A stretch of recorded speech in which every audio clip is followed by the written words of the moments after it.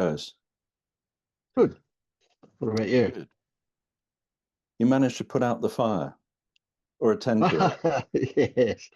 Yeah, it was Good. my wife. It was a metaphorical fire, not a real one.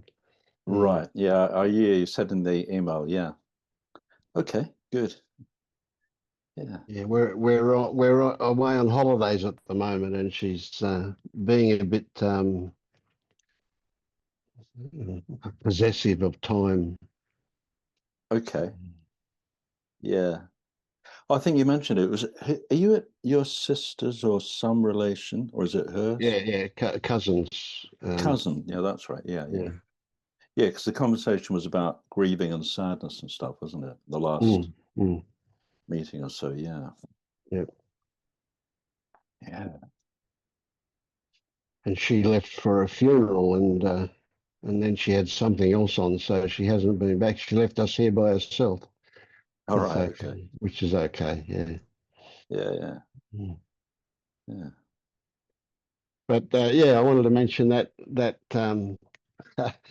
the reason that I put out two stories on the one day was somewhat serendipitous because it seemed to be uh, good value for you when I did that. But it was an accident. I meant to schedule that story to come. I'm a couple of days ahead with stories, and I meant to Right, right. schedule that one at the end of the list, but I clicked on send it Yeah, in my haste, and it went out straight away. So I was in trouble. It had gone, so there was going to be two that day.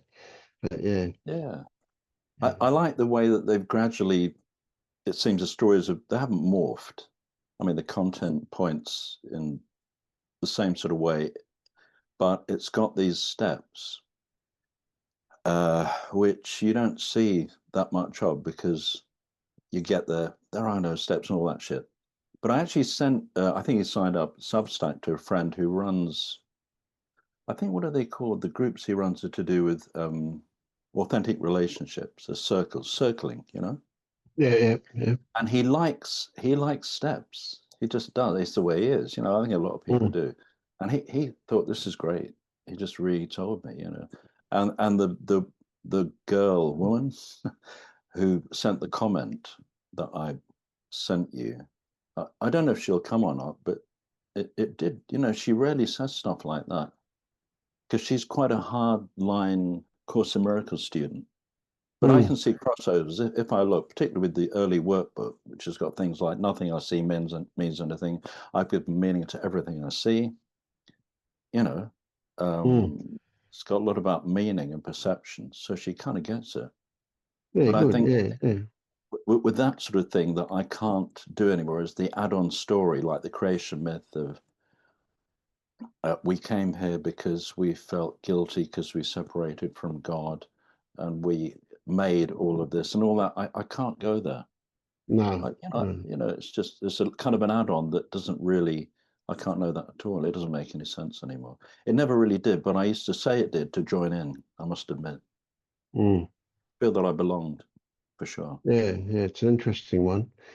Mm. Yeah, well, I did a an interesting one today. For some reason or other, I get all these newsletters from um, Psych magazine and uh, uh, a few others as well. Anyway, it doesn't matter. But anyway, I read this article and you know that then I had this pondering going on about artificial intelligence and consciousness, and I've got this kind of strange thing in my head that says we're much more like AI than we'd like to imagine in the way that we kind of what our consciousness is, or what the way we work. Anyway, so I asked ChatGPT. Um, are you ever? Is it? Do you envisage that you'll ever be conscious? And it gave me this wonderful breakdown on what the way it saw consciousness and how it would be and so on. And then at the end of that, and that was really good, but it was not really material for it was a bit too dry and long material for putting us putting out for this people. Um, Right. but so what I did was that then I said turned it around and I said now well look back on this and tell me how people's suffering relates to the shortcomings in AI. Um, and it it did I was blown away by what it came up with, and so on, and so I've got a story coming along in a few I days can't wait. with that one, and yeah, Yeah, I look yeah, forward to that. I think but it, Saltzman talks a lot about that, how close we are to AI. In fact, there is no intrinsic difference in many yes, ways. And absolutely, I agree, he yeah, puts yeah, it differently, but he really kind of does a focus dive into it, you know. mm, Yeah, and yeah, I find that that's okay. I don't know why. It's kind of not a no-brainer, but I kind of think, so what? I don't know why either. yep, yeah, Maybe because I can see it. I don't know. yeah. Mm, mm, I mean, people seem to have this idea that they've got something special, and they kind of do, but they don't use it. They don't know about it. They just it's kind of a blind specialness that they imagine. But anyway, the way this AI put it was really eye-opening. It's a good one. It's really useful in terms of and basically what it says is that um, people don't learn from the updated programming. We yeah, yeah, yeah, yeah, it's good yeah. stuff. Yeah. Yeah. Well, there's the loop thing where you're stuck in this recursive loop of prior programming, Yes, which is yes. like, how do you like the old escape the matrix kind of trope Mm, thing? And yeah. Well, it's almost. Oh, hang yeah, on. Just need to okay. put this air conditioner on. I'm a bit hot here. Oh wow, But okay. yeah. That's it. We do repeat with the idea that Mm, if we repeat often enough, it's like if we shout loud enough, then people will understand. If we repeat often enough, we'll learn. But we don't. We just reinforce the old way again and again and again. yeah, Yeah. yeah, Um, yeah. but the breakdown about what well, it wasn't really what consciousness was, but it was about the difference between how we respond to. Hmm, I need to go and read it again now. I um, know the feeling. yeah, Memory. Oh God. yeah. It talked about, and it was actually. I'll send what it did to you, or what That'd it be came up great. with, because you might find I'm it kind of interesting. Yeah. my appetite's been wettened, Mm. wet. Yeah, yeah. What was that? The memory thing. Oh yeah, I had this conversation with my wife. One of these semi-deep dives about memory, and I said I can barely remember anything much these days. And she said, "I know. You've always been a bit like that." And I said, maybe it's because I'm more present or just not being pulled by things in the same way. And she said, she didn't elaborate, but in time honored tradition, she said, I don't agree. But she didn't really elaborate, except to say that I was the same, even when I claimed to be more distracted. Like I blamed stuff on ADHD and stuff. She said, I don't see the difference. I said, I don't know. But there's a different feel to it. That's all I can say. It's not the same. Mm. Anyway, we'll Yeah. see. It's kind of I mean, some of these things now become so what a bit. I wouldn't go Yeah, around yeah, saying "so what" because it sounds a bit cocky. You know, it's like I don't yeah, mean it yeah. like that, but it's like it's a kind of side Yeah, I get issue. no, I get what you say. You know, that so what is very much a reason why stuff doesn't get deposited into memory, so to speak. You know, that's for me, Yeah, you know, it's like it's just so unimportant. Why would I want to retain that kind of thing? Yet yeah, if I work at it, I can probably bring things back into memory, but I couldn't be bothered most of the time. It's just why would I? yeah. You know?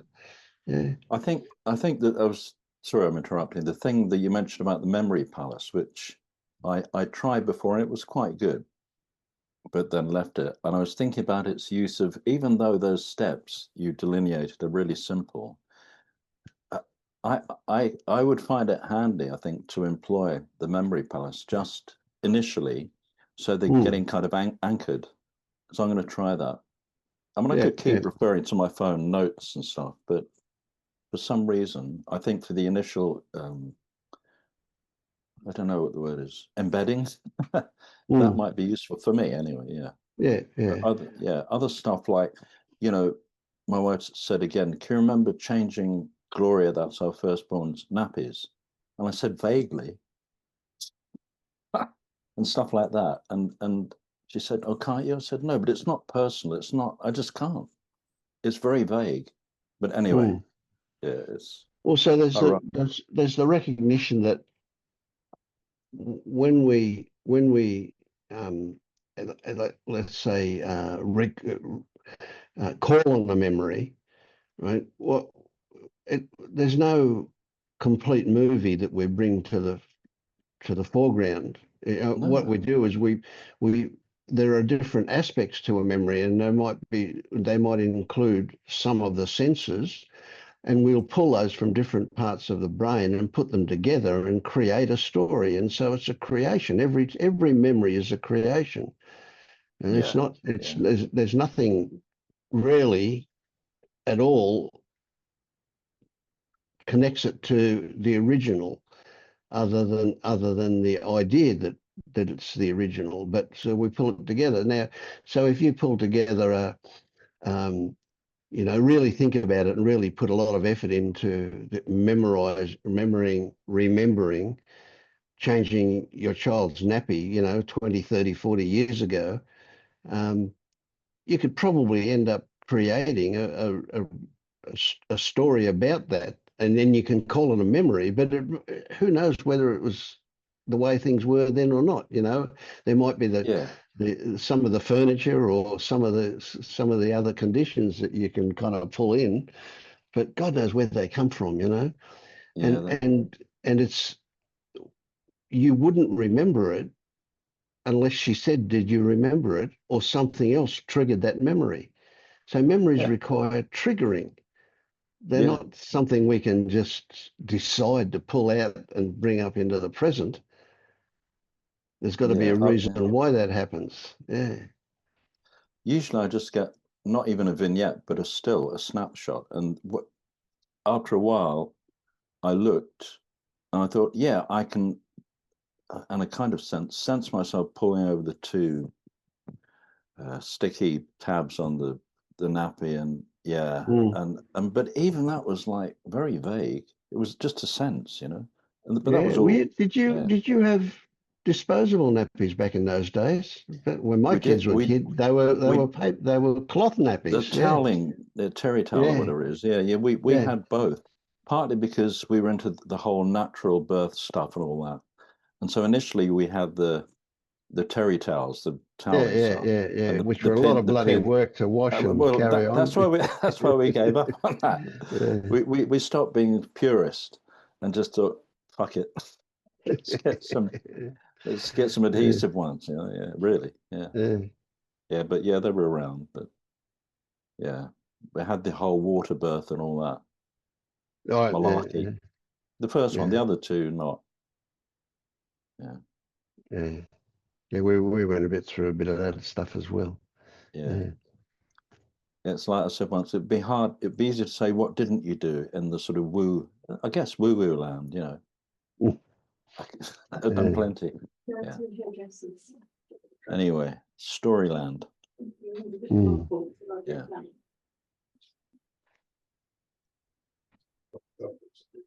It's like Rod might have been pulled away by his wife. Yeah, it sounds like a conversation happening there. Yeah. But I've got washing on, so I want to come back and get that in and sweep the leaves up before anything comes under the carpet. He's getting his instructions. So that's been like the Eavesdropping. 2 o'clock. I've got 7, I've got 12, I've got 1, 2 o'clock. Okay.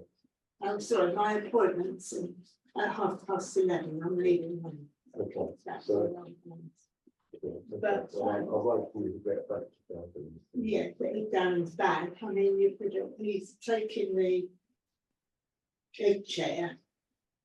So he can put that in the car if he wants to. Yeah. And the table and chairs has got to be moved over like we usually do it. Yes. Do you remember how It wants to move, you're not going to. Yeah, because we're going to leave it that way as well. Okay. All right? Yeah.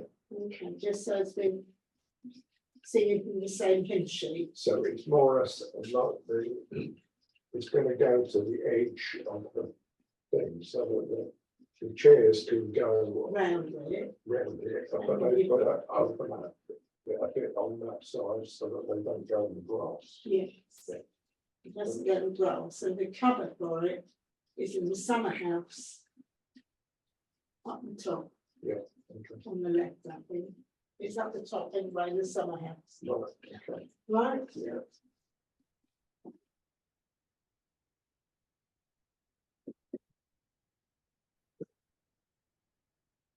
Hello, folks. All right. Howdy. How you doing? Yeah, I just had to get instructions from the boss about moving the garden furniture because it's that time of year when it needs sort of covering up and putting under the carport and stuff like that.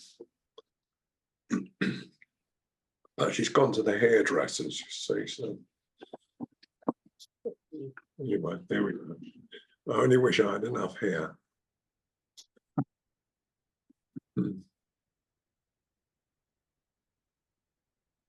That's where I met my wife. She was my hairdresser. Oh, really? That's beside the point, but yeah. Well, or barber. yeah, I mean, you still got reasonably good hair, haven't you, by the look of it? I have to wear a hat.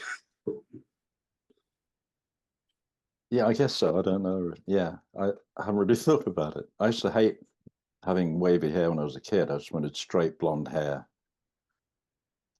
Yeah, anyway. Well, and mine's a bit sort of wavy, what's left of it. Right. Okay. At the back, and I think girls used to like that. They used to like the wavy hair. Did they? You must have met a lot of different girls.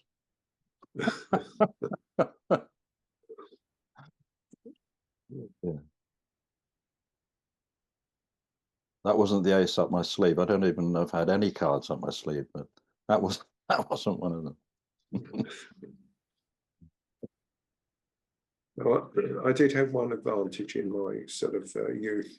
I was the only one in my peer group who had a car. Oh, that's a biggie, isn't it? It's a biggie, Oh, but was. it's a problem as well because you have to get to take everyone everywhere. Yeah. Yeah.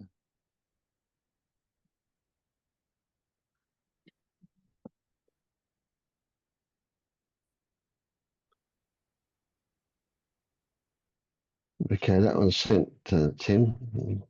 Oh, great. Is it email? Or Yeah. yeah, it would be, wouldn't it? That's a little. Mm. I can look So I read your attached PDF, Rod, and wow, you've done a lot of work there. Yes. Well, I tell you why. I ran into a problem because it turns out that at least one of my group is on psych drugs. So she wasn't willing to do, well, you know, like in the front of Christiane's book, you know, it says don't do this if you've got this, that, and the other. So I thought, well, maybe do the sort of mild thing and go for the sort of I am thing instead, because it's kind of, that's where you end up if you see through the ego self. That's where you end up. Yeah. It's a tricky one. If they're on medication, well, of course, it depends on what particular medications they're on. So if they're prone to some kind of psychosis, then obviously it's a very tricky situation. I would be extremely careful there. But if it's depression or something along those lines, I wouldn't see that as a big problem at all. Yeah, but it's not for me to. Yeah, that's right. Yeah, it's not your decision, of I course. do need to give it the warning, you know.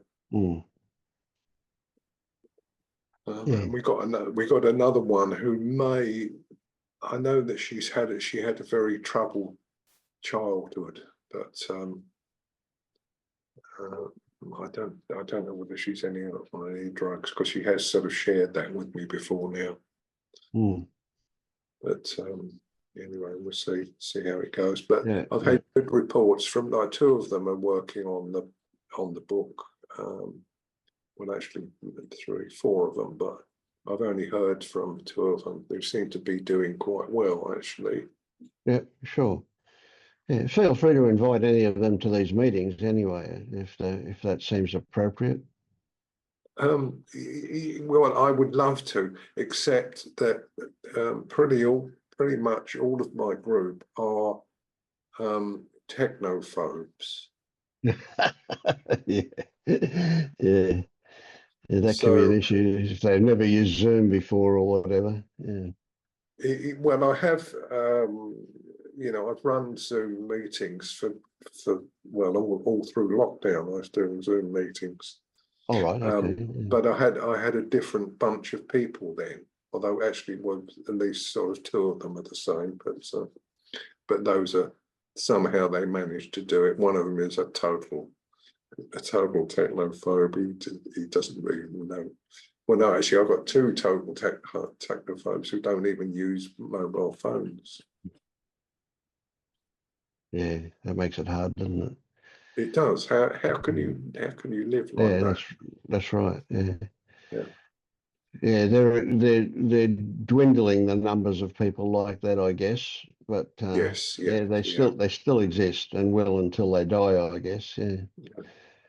Yeah. And I'm amazed with some things, like I drive an electric car, and we're away at the moment on a trip, and we had to stop at one place to recharge on the way up, and it was so difficult to get the thing working. I ended up with about 5 tries, and I was about to say it must be broken when it started working, and I don't know what I did to get it working, but eventually it worked. For most people, it would be just impossible. It would be totally impossible to do. Yeah. There's so much technology now that requires some clues to be able to use it. It's just crazy, Yeah. Yeah, you're right. I mean, it needs. There's a kind of, you need to have a bit of a willingness to sort of fiddle around a bit, don't you? That's right. Exactly. Yeah. And also a knowledge of the normal kind of technical things that are done. Yeah.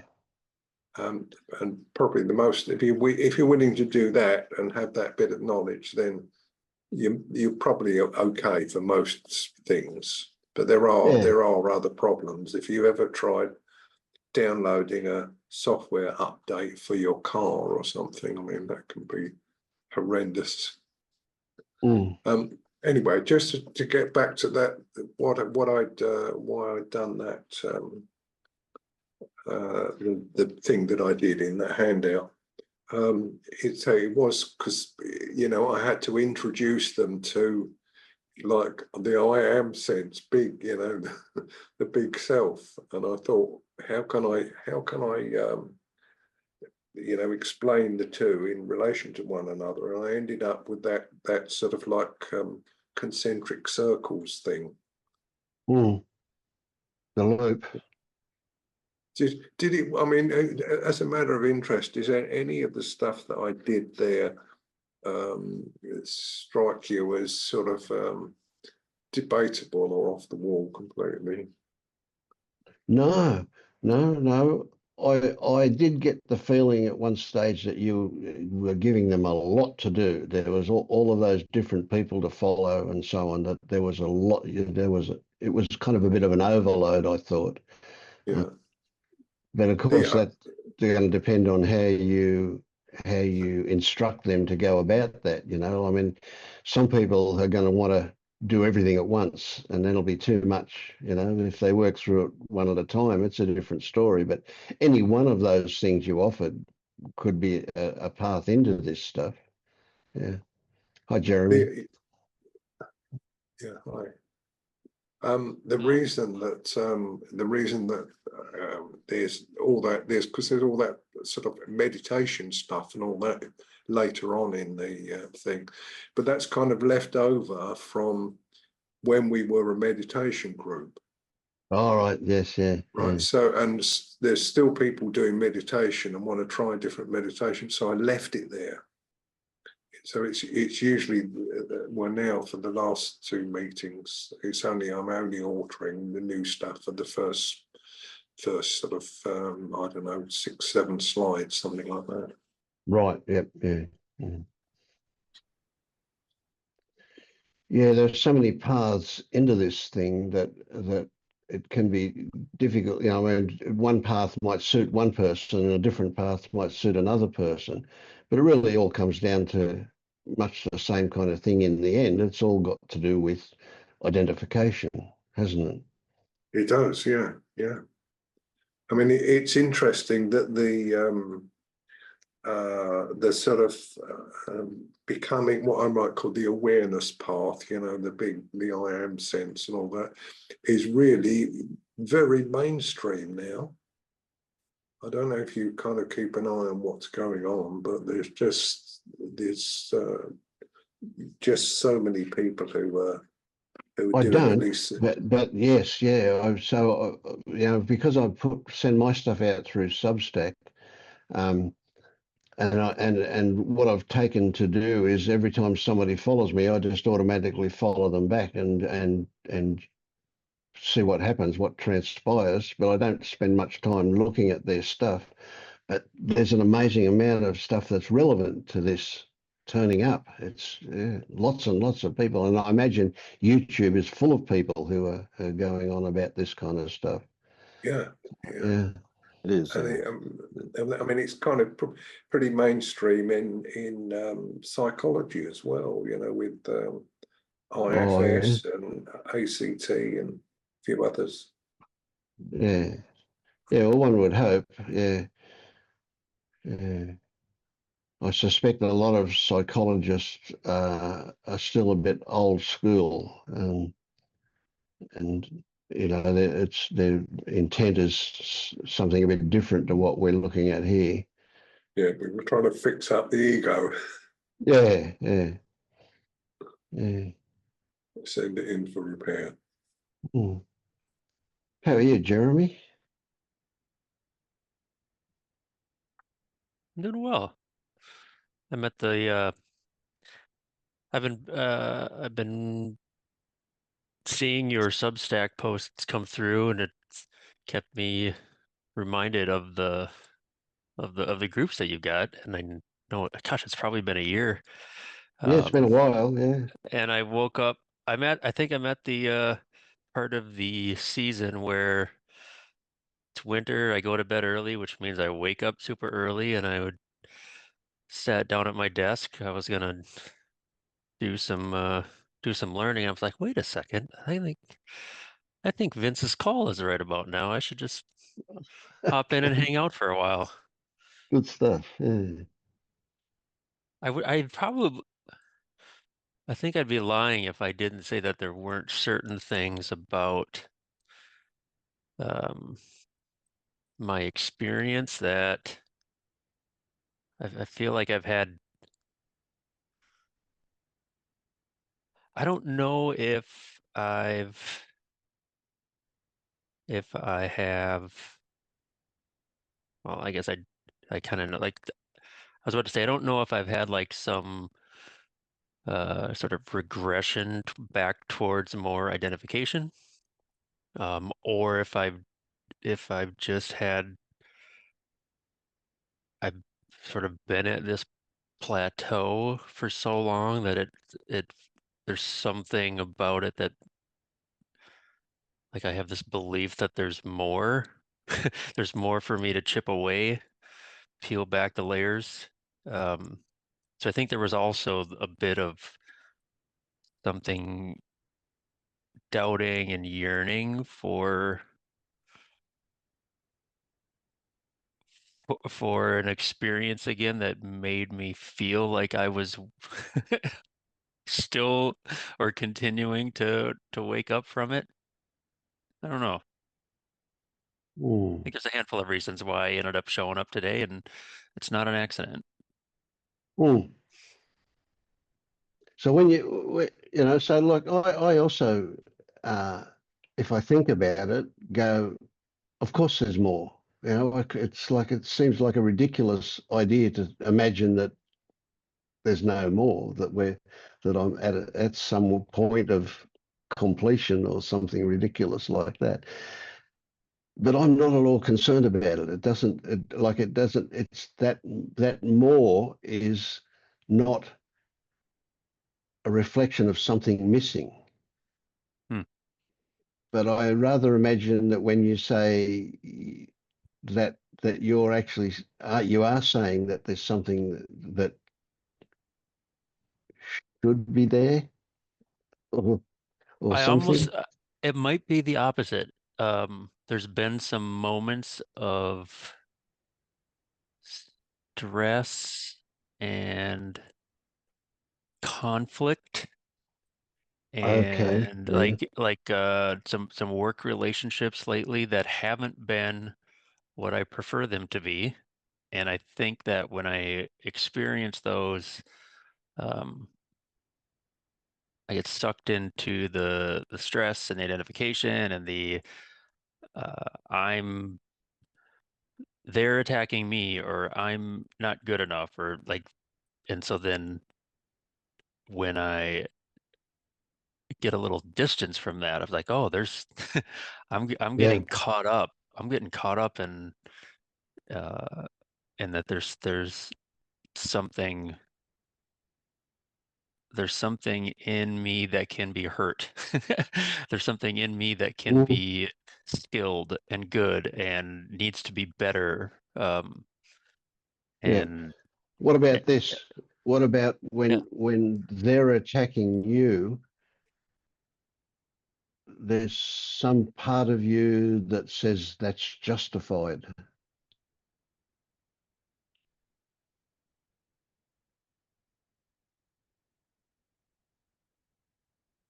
Maybe justified is not quite right, but yeah, that yeah, that's where I pause. It's like I don't know if the word is quite right, but there's some yeah, truth to it. It's like I'm not good enough, I'm not smart enough, and there's a reason why it's not totally unreasonable for them to say or yeah, feel or do the yeah, things that yeah. they're doing. Yeah. It's a tricky one because obviously we don't want to just get into denial. We don't want to just kind of go, oh well, it's that's their problem, it's not mine. You know, they're relating to something that is their perception, so it may or may not have some basis in reality for you. But you know, your reaction to that is so when you say that, you know, then you go, okay, there's something here to look at. Yep. I have a question. Yes. Um, I find I find that I seem to maybe get wrapped up in identification the most when I am the most hurried, and when Mhm. I don't just um the saying "don't just do something, sit there" came to my mind, I don't know, like a month ago, and I can't get it out of my head. Mhm. Mhm. And when I don't, when I find myself not being able to just sit there, and from the moment I wake up, there's like part of me that just needs to keep moving and keep getting stuff done. That's when I find the most, um, I guess I'll just keep saying identification, and when I can pause and just breathe, that's when it seems to like dissolve and like, oh, like, Mm. what where's the problem? Yeah, yeah, Um, yeah, yeah. I get that. So so there's, I guess my question is, sorry, my question is, by slowing down and breathing and just paying attention to my experience, is that in any way, oh, the term is escaping me right now, bypassing, or is oh, is that real?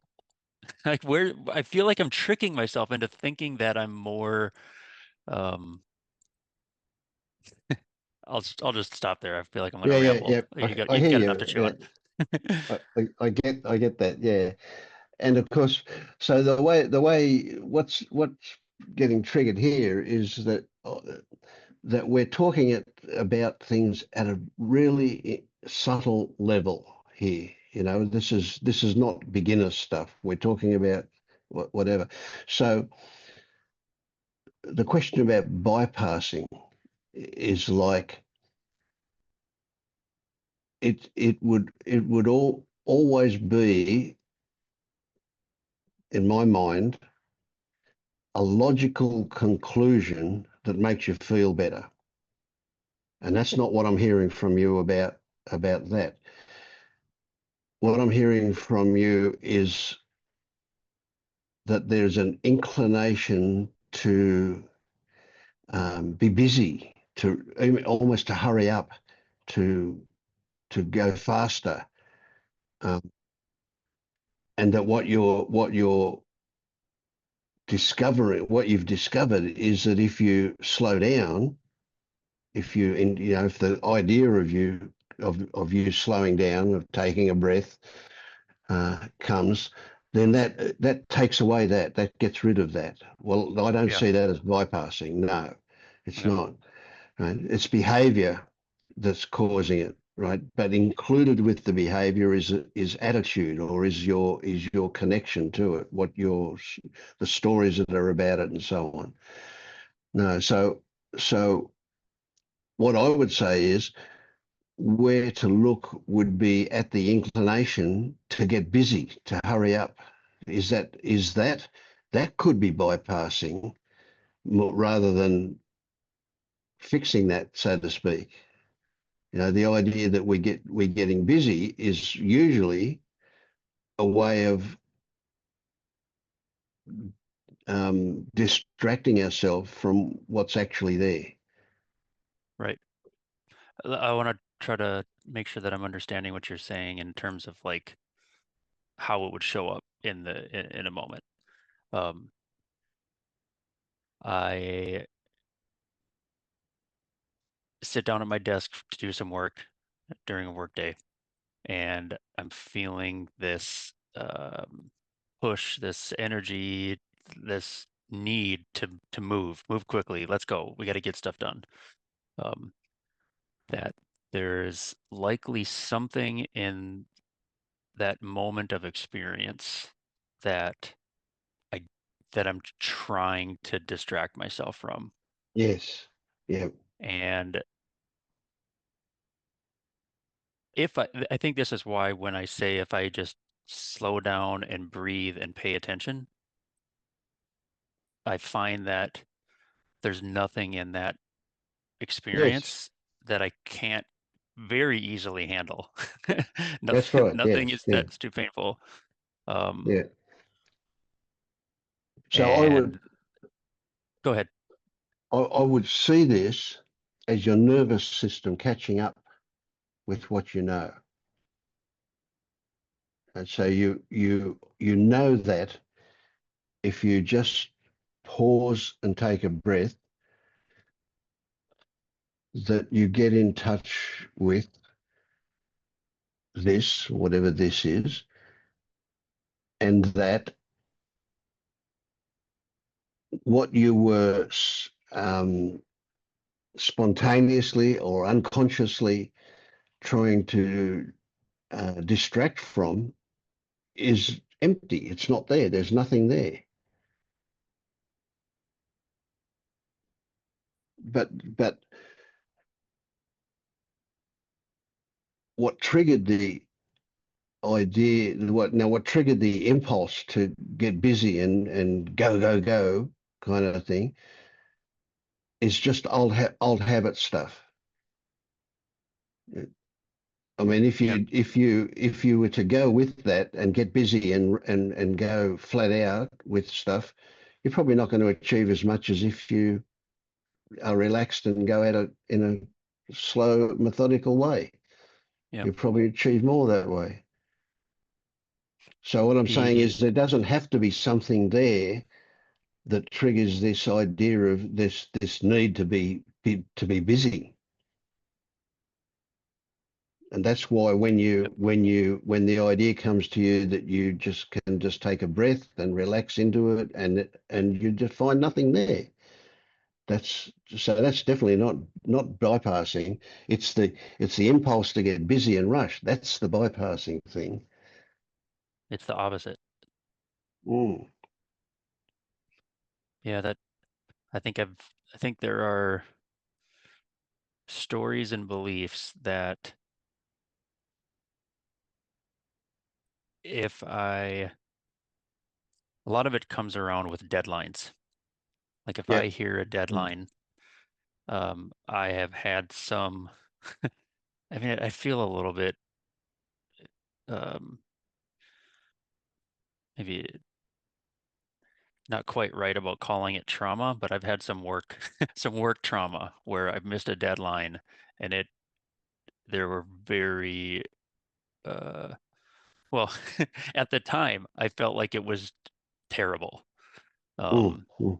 I was blamed, I was criticized, part of a team because we didn't get something done, and there was lots of yelling and blame um, and so when I feel like I've got um, these beliefs that when there is a deadline or when there's pressure and something needs to get done, that if I don't get it done, then I am going to have an experience that I don't like.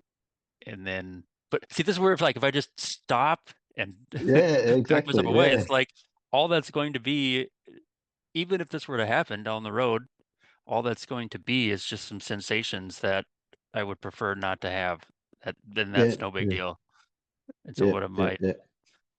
And isn't the pressure um, to meet the deadline, that's already suffering.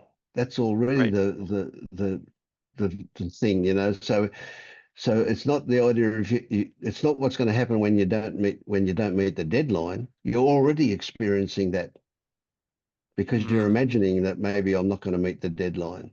And so you're responding as if you haven't met the deadline, even though the deadline's yet to come. It's in the future. right. Yeah. So here's a story that popped up for me, like give me a deadline and I'm going to go, oh, okay, well, maybe those two things will synchronize. Maybe it'll get done. Maybe it won't get done. It's got nothing to do with the deadline. That's like a thought that turns up afterwards. You know, I recognise that, okay, there's a time I need to get this done by that time, but I'm not going to cater to that. I'm just going to do my best, and if it happens, it happens, and if it doesn't, it doesn't. It's like the idea of that deadline. I have to have it done. If I miss the deadline, well, I'll just suffer the consequences. That's it. Yeah. It's interesting. You just made me realize that the reason the most recent one, I usually don't get wrapped around the axle with deadlines, but in this particular case, I think I mentioned before that I'm a software developer, and our leadership team had a project, and they communicated to our customers that something was going to be done by a particular time. Yeah, bad mistake, isn't it? Right. And so I was like, Yeah. oh, like, this is a lot harder to renegotiate if we miss the deadline now, and there's going to be egg on the company's face. Yeah. But I could, and so I got wrapped up in, I don't want, I don't want me to feel bad. I don't want the company to feel bad. Like I almost like took on this another person's commitment. Yes. Yep. And I could have said, well, that this might happen, it might not. And if it doesn't happen, I assumed that I was going to assume all of the The all of the blame. suffering, all the suffering for it when I was, yeah, Yeah. So of I think you course get what I'm that saying. whoever succumbed to the customer's idea of a deadline needs a good talking to. Yes. I should, yeah, I'm glad you said that because um I think that like I busted my ass for a month more than I normally would, and then I feel like that's where a lot of I feel like that's one of the reasons why I decided to click the join button this morning. Um, but so in the end, it was a success. It from an external goal-oriented measure, it was a success. But in terms of how we as a company have said that we prefer to work, like we kind of broke Yes. ways that and so um I may want to consider at least having a conversation with some of the people who made the decision to let them know how Yeah. Yeah. that experience went for me. Yep. Just share that. Mm. It's an interesting one.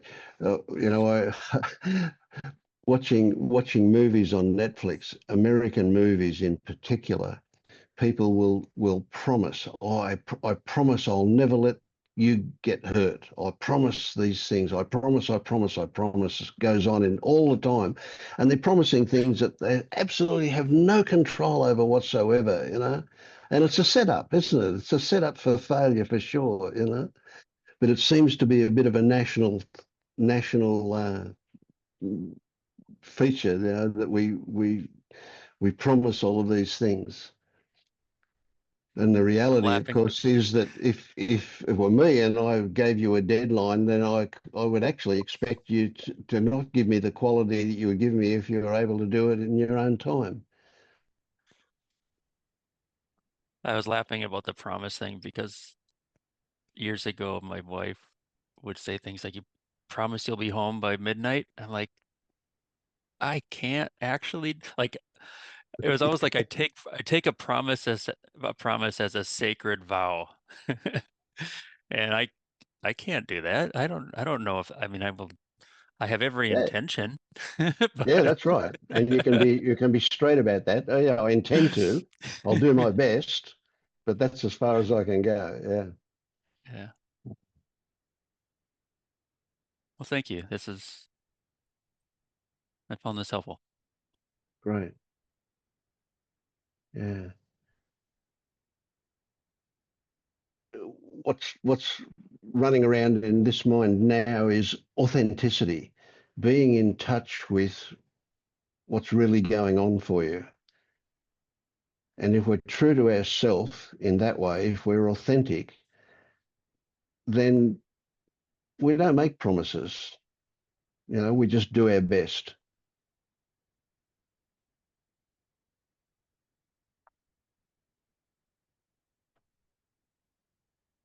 And if we don't meet others' expectations or hopes, it can, you know, there are consequences, but no responsibility. Even if you know, some part of you said, well, I'm going to go on holidays, you know, and not even start the work kind of thing, you know. There are circumstances that brought that about. Again, who's got control? Who can say something's going to happen and then make it happen? There's just too many variables in everything, isn't there?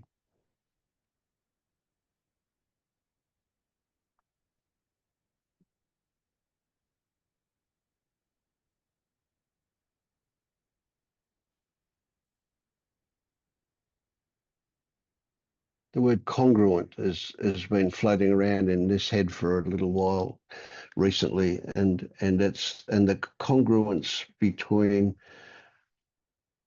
what your intellectual and your physical is the big thing. So when when your body knows what's reasonable, and then when your head says something that's unreasonable, things are incongruent, and that creates stress.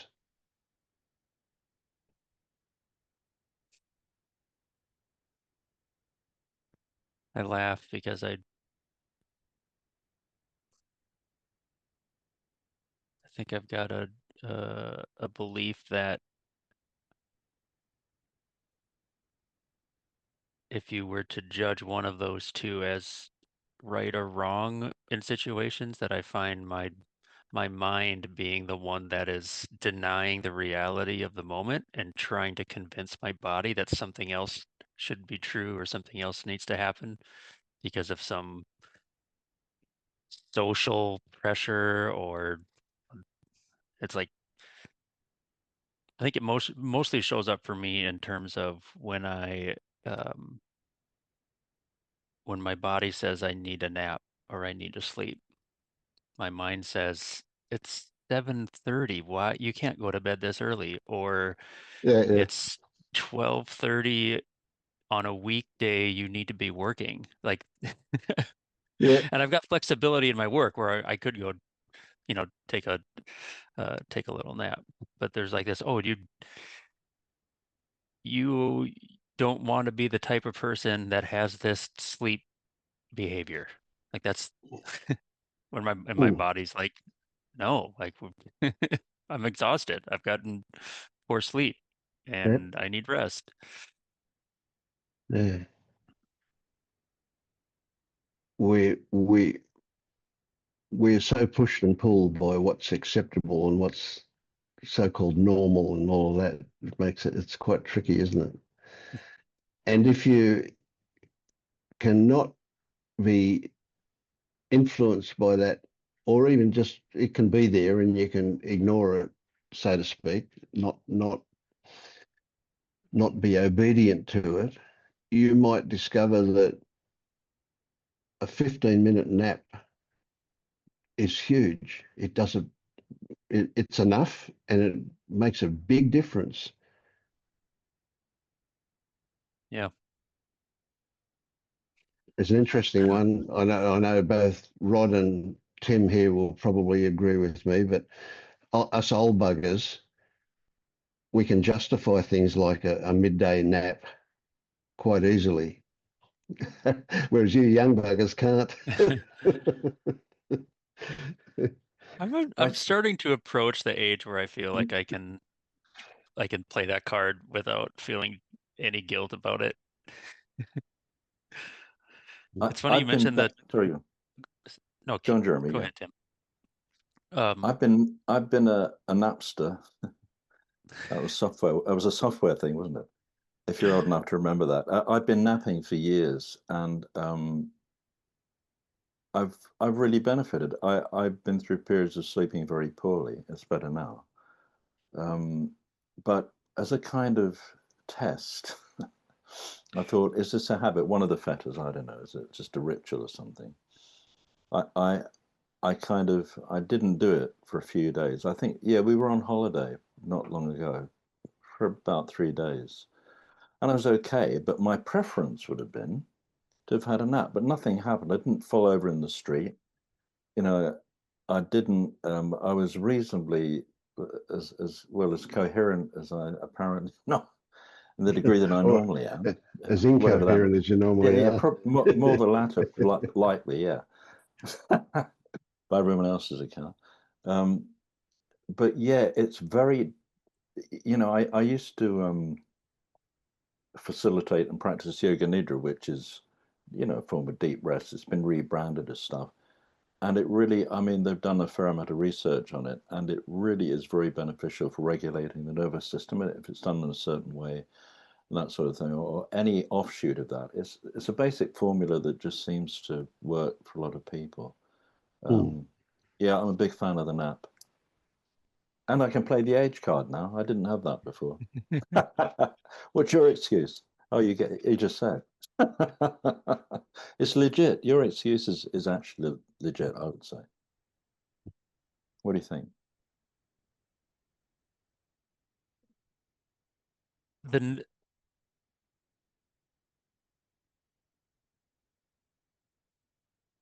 I think naps and sleeping are one area where I've completely almost. I mentioned it because I'm aware of the things that my brain is telling me, but I don't listen to it. Like last night, I went to bed at 8 o'clock because I was tired, which is why I was up at 4:30. Um, Mm. but it's the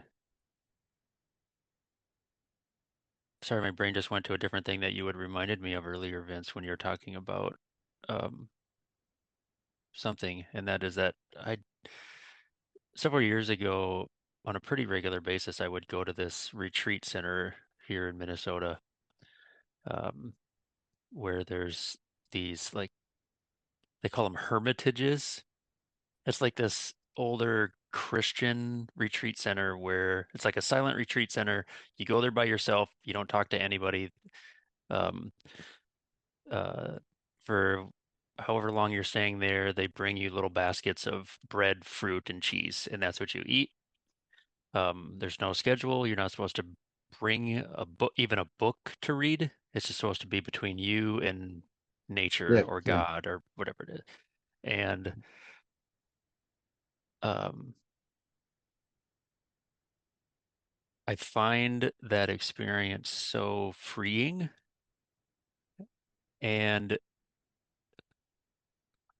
I've often thought of like like there shouldn't be anything special about that location and that routine. Like, what is preventing me from um, doing what I do there at home? Because when I'm there, Absolutely. if I'm hungry, I'll have something to eat. If I'm tired, I sleep until I wake up. If I want to move, I go for a hike in the woods. Um, if I want to write in a journal, I'll do that. If I want to sit there, I sit. And so it's almost just like in each and every moment of the day, what is my it's almost like my body has more influence over what I do than what my mind, because my mind has Yes. nothing to work on. There's nothing, I can't read, I can't go on the internet, I can't go on my phone, I can't No talk to people. Like distractions. Yeah. there's nothing for my mind to productively do. And so um it's such an Yeah. interesting experience and things that I try to bring And into the my thought is that you don't have to do a retreat at home as such. You can do a 60-second retreat in your in I was going to say in your mind, but in yourself. You can do a 60-second retreat at any time. That stop and take a oh I don't know what it is. You know, that gave me goosebumps to do that. One breath, yeah, and then all of a sudden the whole body changes, and the experience of goosebumps is like, oh wow, here, home. It's like home. Why that word comes to mind, but it feels like home. You can do that at any moment. Can't rationalize it. Can't even describe it. It's just Yeah. an amazing thing. Yeah.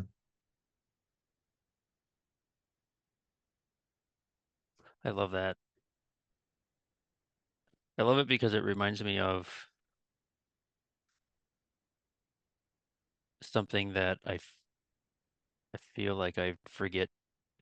I go through waves of having in my awareness that, like, when you take that breath and like the experience of experiencing, and you realize that there's nothing you can do to change that. You can't make the experiencing better or worse. So no matter how hard I work, no matter what situations are going on in my life, whether I judge them as good or bad, I can't I can't change it no matter how hard I work, no matter how hard I think, no matter what I do. So whatever the circumstances are, like the experience of taking that pause and that breath never changes. What's in what's experienced Mm. changes, but like the experiencing can't. Yeah. Does that does that resonate as bullshit, or is it, or do you is it No, yeah, I get you. It's a tricky. It's a subtle one, and it's a tricky one. But yeah, I get that. Yeah. like more money can't change it, better circumstances of my life can't change it, the weather can't change it. Nothing external. That's right. Yeah. So why am I working so hard? Why am I hustling? Why am I worried about this or that?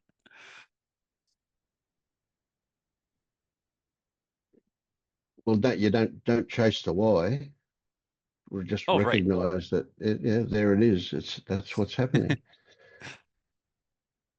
And with that may come a realization that it's not necessary or not appropriate or whatever. The the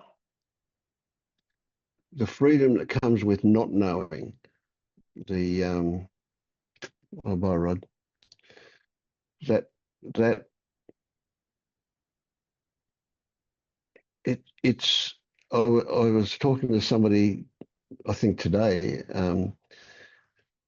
because this place that we're staying at on holidays is a bit of it's a resort of some kind. My cousin shouted us here because she's part of a timeshare thing, but it's a place where a lot of rich people turn up, you know, and they turn up in their expensive cars with their expensive clothes and their special shoes and etc. You know, and I called it the gilded cage. You know, they have to behave and present in a certain way, and that's incredibly constricting. You know, so really what we're talking about with that single breath is just stepping outside of any of the constraints that our lifestyle or society impose on us.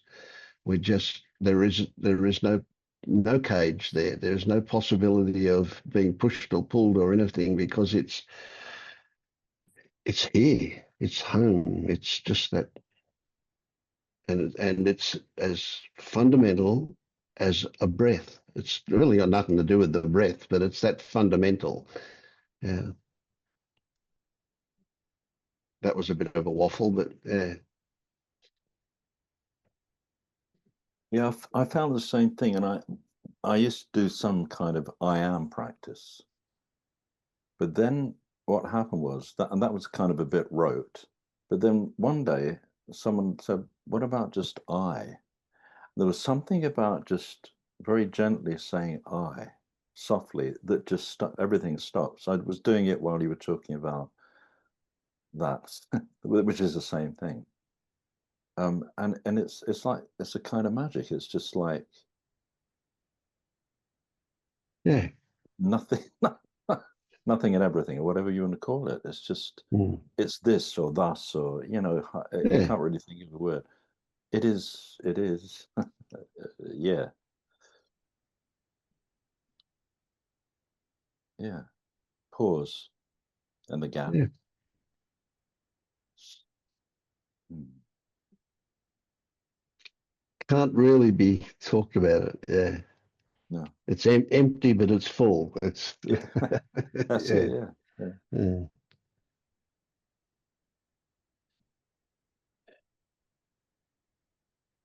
But it's kind of palpable. There's a kind of, if you had to say, I hate all this, energetic element, maybe. That's pushing it though. It's still language. There's something. It's kind of tangible Oh, to very me, tangible. Yeah. you know, The but shift. Yeah. yeah, it is tangible. It's not kind of, it is, yeah. But you can't really elaborate too much, or I can't. And there's no need, you know. No need. That's right. Yeah. No. And it's kind of the part of the magic of it is that it's always available. Yeah, yeah, it is. Even It's like having you can get a hit. mm,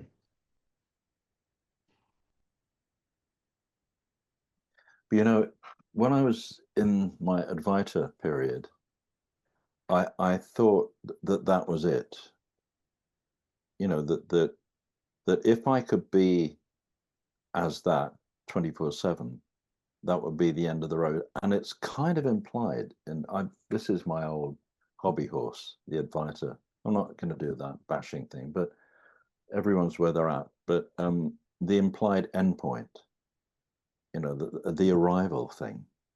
And I thought, in the end, when I came more over to this way of looking at things, I was going to say Vince's, but this broader understanding that it, that's just an entry point, really.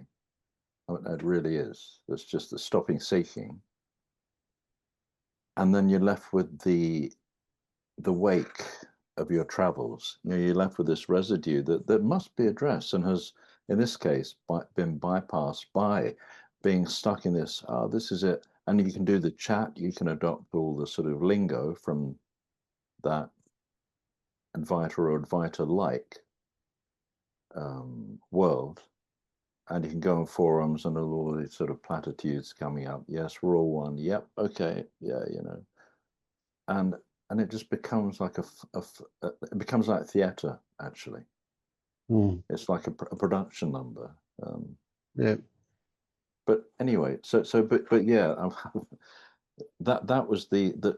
I was going to say it's a rude awakening. It's a relief. I mean, I'd done some work on myself, whatever that means, prior to, but there had been because of a lot of what I was involved in was prior to that the sort of some of the offshoots of Christian Science, like you know the sort of New Thought movement and that sort of thing, where they pretty much deny the body. It's a dream.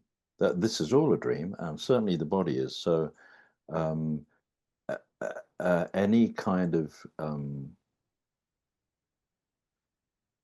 there's a subtle denial that goes on regarding the body in those teachings. I've noticed.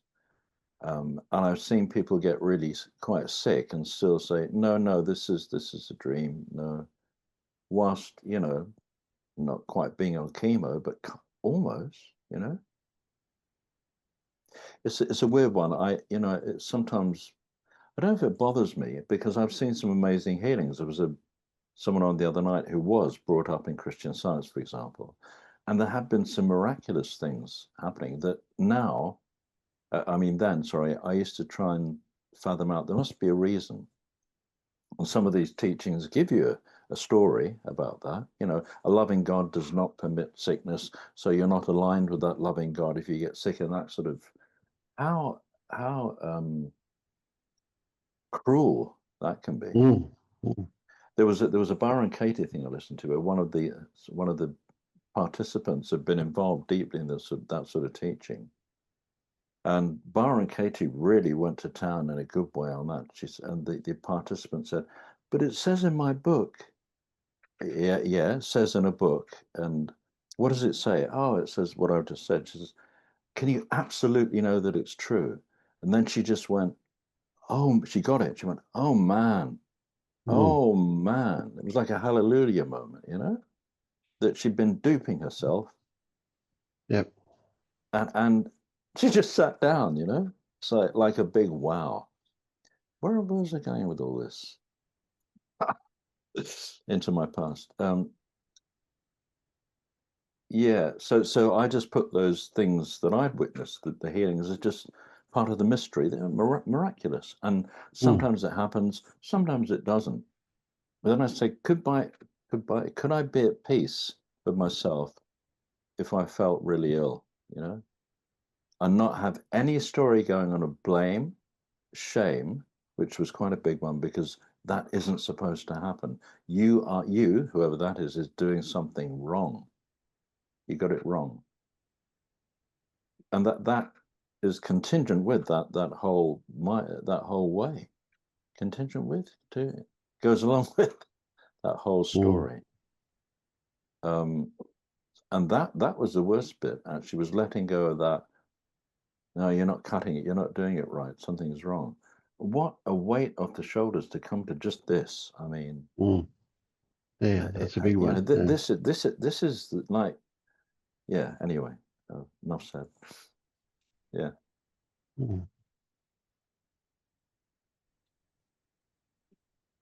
Hey, Anton, haven't seen you for a long time. Hey. Yeah, just checking that my microphone is on. Yes. Yeah. Good to see you. Yeah, you too. Look like you look like you've got younger. What I've got? It looks like you've got younger. Younger. Wow. Yeah. That practically cannot be true, but I Yeah. don't know. Maybe in some undefined way that I cannot describe. I don't know. You look good anyway. Trying to be ageless. Not really like yeah. Being ageless is the only state that is really satisfying.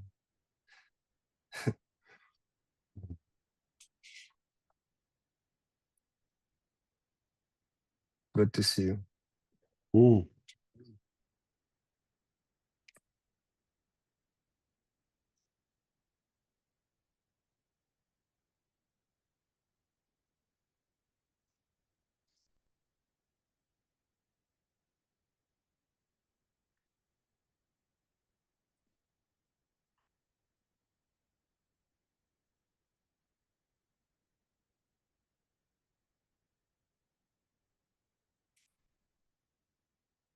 I would actually maybe raise something to speak about. Emotional resolve after awakening. Like maybe there are people who experience how gradually it becomes more stable, maybe, or maybe not. Like there is an idea that with maybe years, maybe time, and I'm lately diving deeper into shadow work and new layers that comes up, and it's really sometimes it's joyful, sometimes it's a lot of struggle, and it's always I always can rest inside what is always, and then a new wave comes up, and I'm mm, doing certain things to get it, to rise it more, opening unconscious and feeling more and more. And sometimes I think that it's all nonsense, that it's like endless. If I will search, I will find something. Absolutely. It's not, Yes, I get that. yeah, because it's not only mine as well. It's like unconsciousness of whole humanity, maybe. So it's like, if you will search, you will find. This is from one side of things, and from other side, there is some reoccurring symptoms that on some level I will enjoy if they will resolve. Like, it's not something that have to happen, but why not? Like, Yeah, to I get that. not Yeah. experience unpleasant sensations and you know, sometimes if it's really intense, it's not so pleasant. Even if you are resting in that, it can be, if you have a choice, why not? So yeah, so I do feel that there are layers that aren't resolved, and with that like, I'm just raising it up, you know. Maybe someone will have something to say about it, and I think it's common to all people to have struggles like this. So yeah. Yeah. I kind of don't anymore, but I have no doubt that if I went searching, I would find stuff I could work on.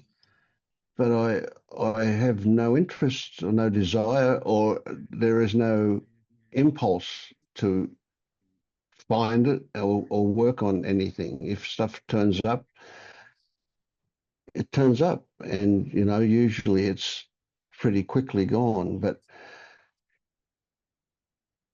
And stuff can turn up and trigger anger or frustration or whatever, and I'm really okay with that. It doesn't need to be fixed. But also, I don't apparently, maybe, yeah, this could be, I could be fooling myself here. I don't apparently see a repetition of the same stuff coming up. So it's like, if I get triggered into a state of frustration or anger, it's usually gone very quickly. And I'm not saying that there is an abiding basis for it. It was just the circumstances at the time, and then it's gone. Natural. Yeah. Yeah. In that, it sounds like natural, but I do experience in this a sensation, the same sensation in the same organ that is connecting to similar stuff that is appearing, like a Yes. similar some line of tendency, and it's Yes. and mostly the reaction is only inside, and I just stay with the sensation and feel it. But it's I do experience sometimes that I can open it, and then it's like defending me from something. There's layers. Right. Yes. And I assume it comes with a message that tells you that there's something there to be resolved. resolve. Yeah, Yes. it's I see it as, I understand and see that this resolve will not change what I am in any way, but I do believe that, and this is my experience, that with like on the relative physical level, the essence can be experienced in a way, not really experienced, but like you can be more attuned with the nothingness of all. And when the organs holds holding some stuff from situations, from ideas, from memories, it can be a lot of stuff, and there can be layers of defending me from feeling it, and it's like Yes. Yeah. layer, yes. And so it's like from an experience of emptiness, it can arise, and it's in the space. It's not the space is still here as always, but it's just like something that it's still blending with space, the sensation, but it's more dense. Yes. Yes, and I Yeah. have the experience that it can be just openness and nothing else, and then the mind have an idea that the pure openness is nicer, it's more pleasant, it's more yeah, and yes, so it's like this. And so I don't see a problem with starting to do some stuff to open it as well, Yeah. and then come back to the emptiness. Yeah, I'm just, I'm just sharing. It's not that I have some question, but this is how it is, Yeah. this is the experience. I have no doubt you have all of the tools, all of the skills necessary to examine whatever. But that word protection that you used, that I would suggest that that's where the focus could be. Yes, it's like an entity. I really feel it when it opens. It's like an entity that is not fully assimilated with the whole system. It's like it feels separate from the system. Yeah, added to it. Yeah. Yeah, and so it gives a feeling of separation, the sensation, and it wants to be assimilated with the whole, but it afraid, like, it's all ideas, it's all, Yeah. but I get it. this is how it feels. Yeah. A question. Excuse me, I didn't bring anything to drink. A question that comes up is,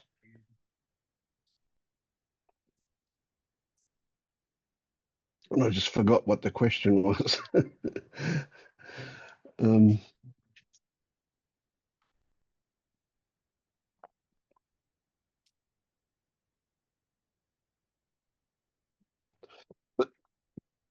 don't worry about it. It'll come back. I've forgotten, sorry. I'm amazed when that happens. Halfway through a sentence, I can forget what I was going to say. Can I add something? Yes, of course. Hi, everyone. I love what you're talking about, actually. I was going to have a question. I think it's similar. So most times there's no story that comes up. But there is a recurring story. There is one recurring story that comes up, and it happened again actually yesterday.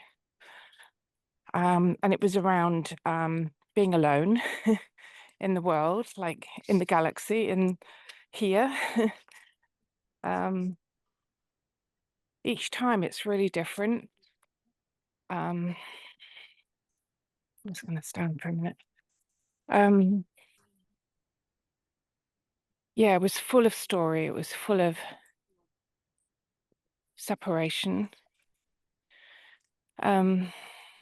It's like so painful, deeply painful.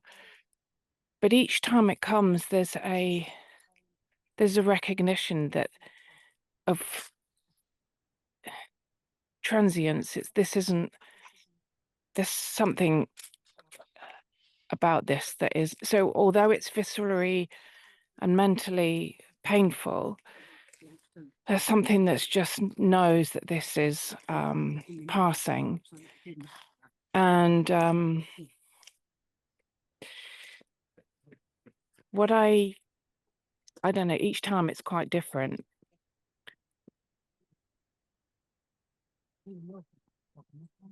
And what happens more and more is I just go into it. I kind of welcome it.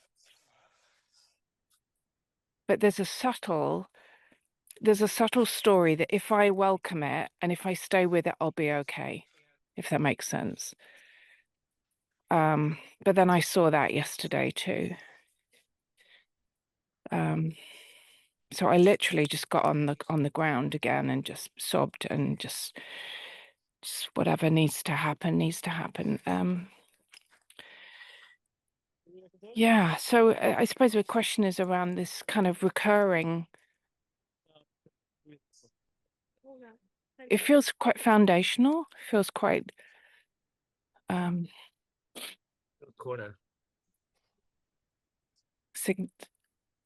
no, significant isn't the word actually. Yeah. If I was to interpret it, it would be that the mind's just trying anything it can to, and the loneliness and aloneness is the way to get heard.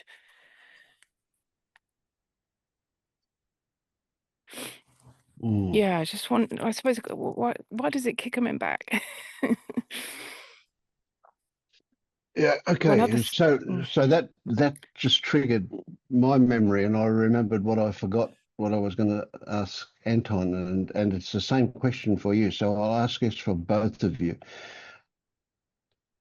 Do you feel like, or do you imagine, or whatever, what the idea that comes up that the nervous system has to catch up with what you know?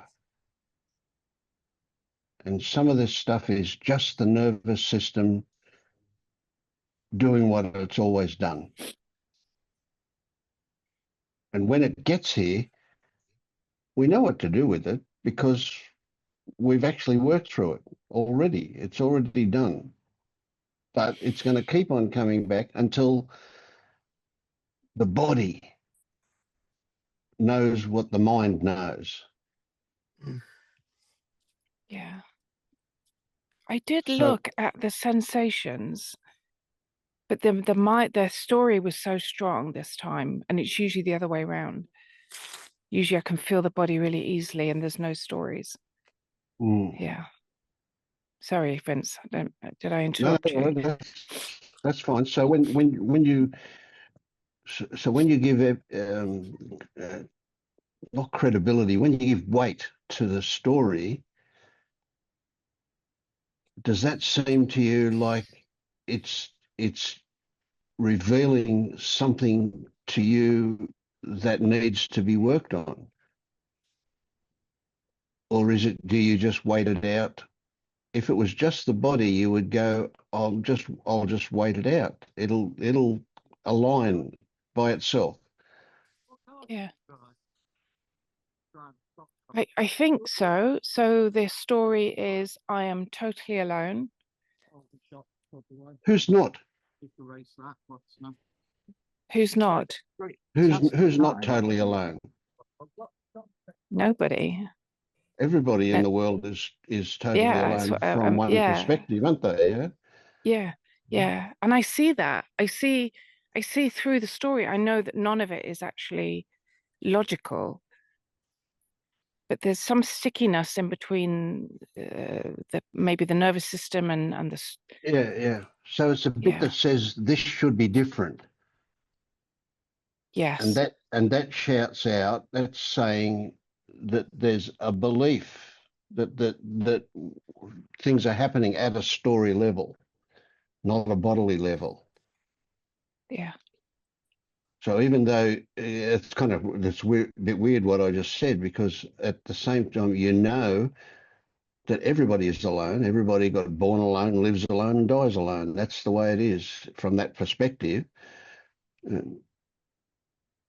And yet the part of you is crying out that being alone is not the way it should be. It's wrong. There's something needs to be different. yeah. But then there's a part that loves being alone now. It's actually a Of course, preference. yeah. That's Yeah, also true. That's a different story, though, isn't it? That's a yeah, different experience. Yes, yeah, yeah. So if we turn it around, if we, I find it's a good idea. It's a good detective skill to have, to look at it from the other angle there, to do a 180-degree flip and come back and look at it. And so when you say, I've got this feeling that I'm totally alone, flip it around and say, do I want to be the opposite, whatever that is? Is that connected with somebody? Well, wow, every time I talk to you, I feel connected. Well, I know, and this is illogical because I never go out. Like I went out yesterday evening to a party, and I could have gone to a party and stayed and socialized and had what the mind earlier said that I should have. What did I do? I stayed an hour and I really wanted to go home. So I went Yeah, yeah. home So you and I saw the loved it. emptiness of that. Yeah, that's right. Yeah. Yeah. And it was so okay. It was so okay. Yeah. So it's the old story. I mean, that's just a big part of our conditioning, about Mm, us needing people. And there is a biological thing too, I imagine, that because we are a herd animal, we want to belong to the herd. So consequently, we have to fit in and so on and so on. Oh God, and again, I just forgot what I was going to say. Good sign. Yeah. mm. Oh, yeah, I know. Yeah. Nothing external could ever fill the hole that we imagine is there from loneliness. Yeah. No body, no person, no money, no anything can actually take that away or fill that hole, give you satisfaction. Yeah. Yeah. I wonder if the whole actually exists or if it's also imagined. The whole as in WH. Yes, no, the HOLE is that OH. whole, that emptiness. Is it actual? No, no, definitely not. No. No, it can't be. Yeah. So there can be wanting for something, and we don't need to define what that something is. We might say connection, or we might say, non-separation or something, but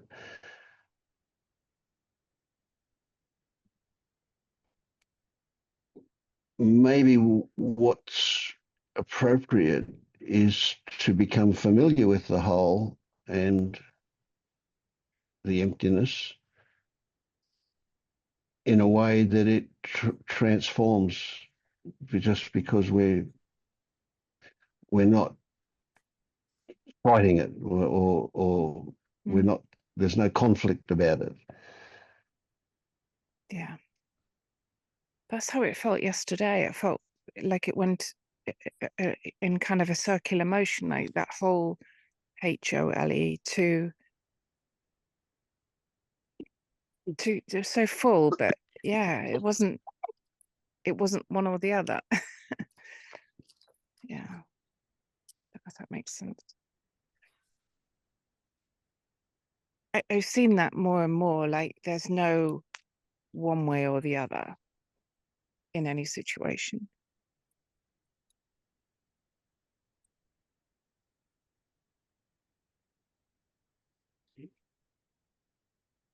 You know, we were talking a while back about the taking the breath and the eye and that kind of resting, was that, and the idea that it's both emptiness and fullness.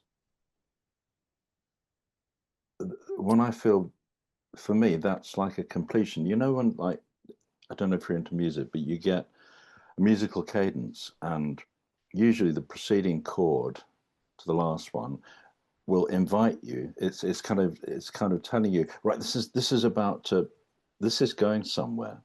Then you finally get the resolution and the ta-da, or whatever the last chord is. Just, and it's like, and if that chord hangs, this is a story. It's just a description, obviously, of it just like hanging there, and just this sort of being and floating feeling. And I remember a few weeks ago, I think, yeah, Vince asked me, said, why are you here? And one of the reasons I gave is because I really wanted to join with like-minded people. And that was true. But in the past, I've done that for a sense of it, of belonging and feeling like an outsider elsewhere. Whereas now, when I come to this group, it's like a nourishment. It's nourishing something that's already the case, but it's like watering a plant or something, or feeding something. It's the best way I can put it. But yeah, going back, yeah. So yes, just that kind of resting. It's that kind of completion feeling. That's just my experience. I don't know if that relates to what you were saying, Lou. You've does that make any sense? I'm outside walking, so Oh, right. I wasn't being rude, putting my camera off, just resting my No, hand, put my hand down for a moment. I was resting my hand. of course. um, Yeah. Did that um, make any sense, or was it not kind of what you were I pointing to? kind of jumped up into my head a bit, to be honest. I Right, don't actually right. remember what you said. I hear you about the resting. I mean, I experience, I was smiling when Vince said before that you can have a 60-second retreat. Yeah, That's, yeah, I so resonate with that. Can be, yeah. yeah. So I think the resting place is, yeah, it's available anytime. But I think I'm just, I was asking the question around the looping of the emotional pain with story, because I don't get very many stories. Well, at the moment, who knows, might change. But and that was my question, and I was just trying to Right, right. reflect. I was trying to reflect bodily with all of me, just what Vince. I don't know if I have if I've, I don't know. Nothing's kind of, there's no, I can't mentally think of why. I can't even remember the conversation, actually, to be honest. It's all gone, but yeah.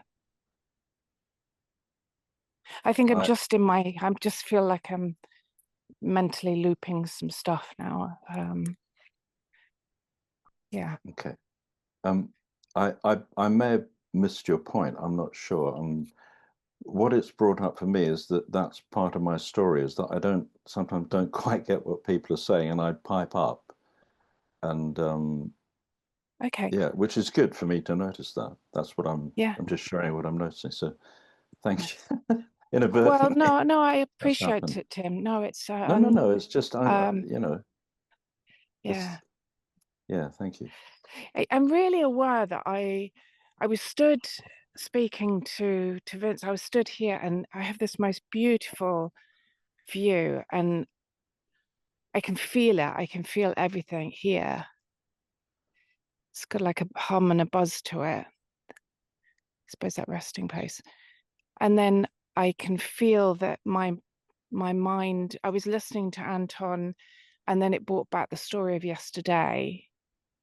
And I realized I wanted some kind of answer and resolution. But actually right here, right now, it's not really an issue. If it comes, it comes. If it doesn't, it doesn't. Hmm. And that's generally what happens. And I just can't remember anything. I can't remember.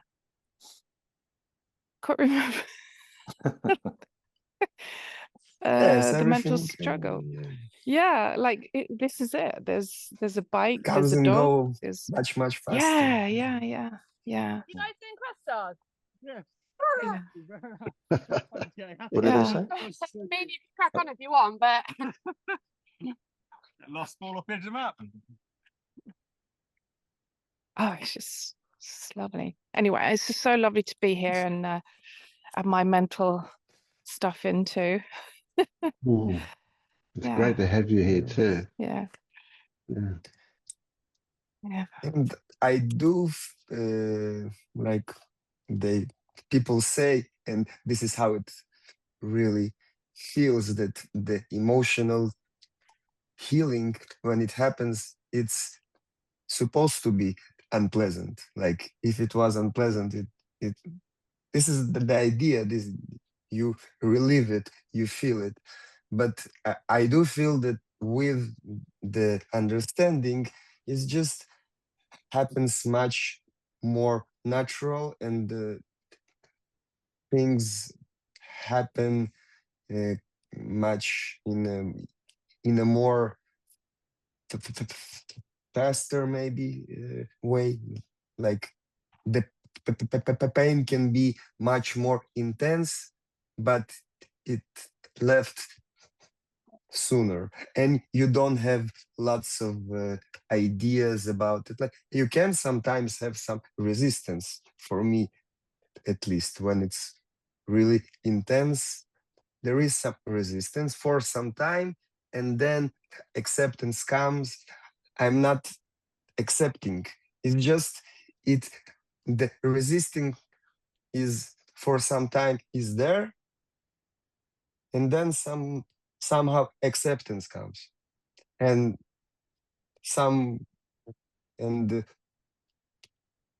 when it comes, the sensation slowly resolve itself. Like I'm not really doing, not the resisting and not the accepting. It just happens. But the resistance have a, a, a feeling that you are resisting. Like I see that it's not me, but it have a feeling like sense of lack. But then it resolves. And I do think that by experiencing it more and more, this is how it resolves. Like I cannot stop it. I cannot make it more convenient or more pleasant, but I can experiencing it as it is, and it's always with space around it, and it's really helpful. Like I can rest in the space. It can be intense, but I have a place of rest in me. So it's like Yeah. Yeah. assimilating with And that yeah. space. And you just described perfectly. That's what it was yesterday, because it's still very fresh. Is that it's like the resistance was so. I think what used to happen is the resistance was the primary experience, whereas that space now, that awareness of that space.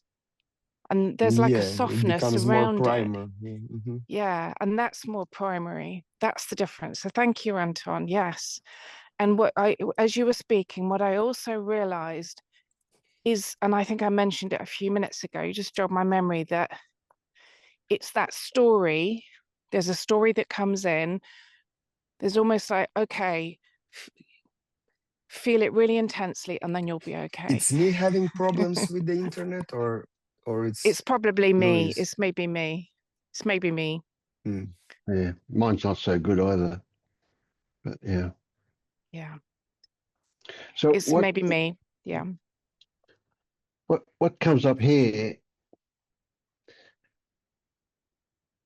is this is my experience. You guys turn up. I mean, I haven't seen you for months, Anton, and when I saw you, I saw the picture of you.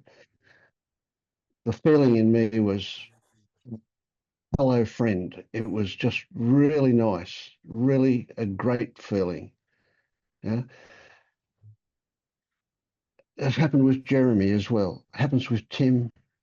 Just knowing Helen is there, and I can't even see her, and I get a good feeling. And it's like what that does is it resets something in me to appreciate, just appreciate That's goodness, beautiful. wonderfulness, or whatever.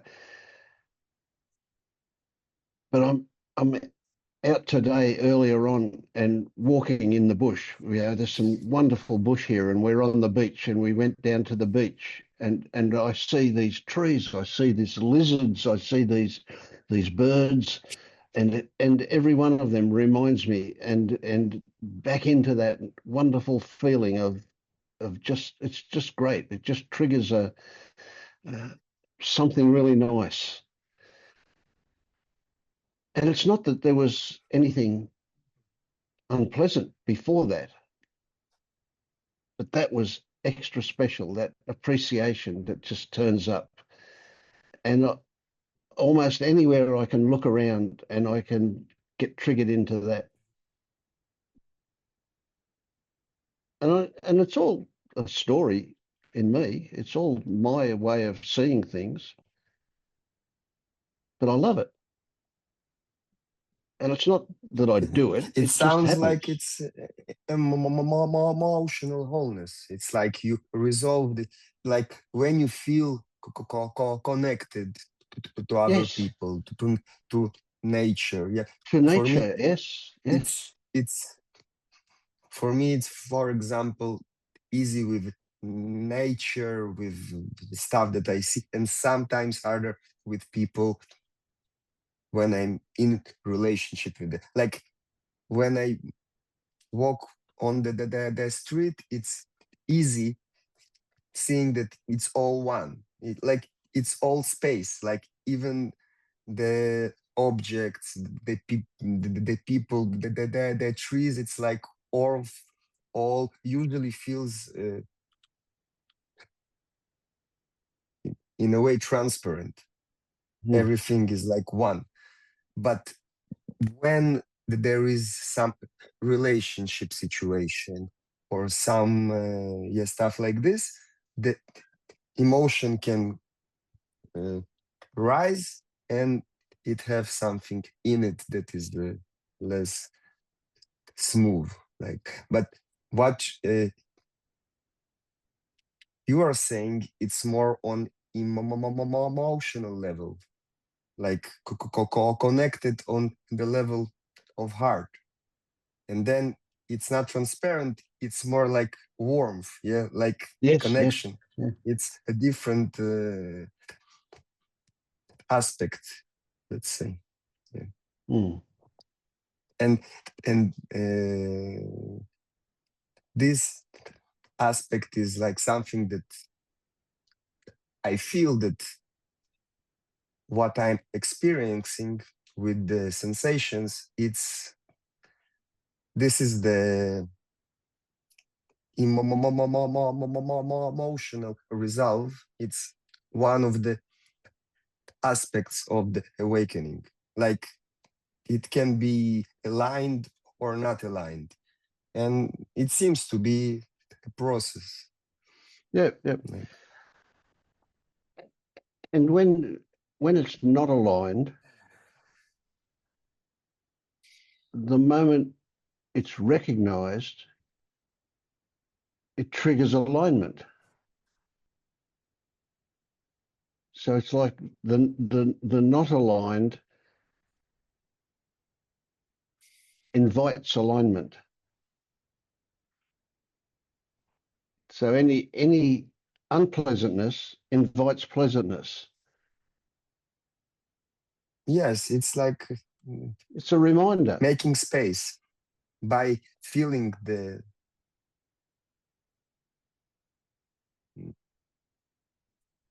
sensation. It resolves, but when it's sometimes it feels like it's the same thing over again and over again, but it's layers. It's like it's meant to be like this, I suppose. Yeah.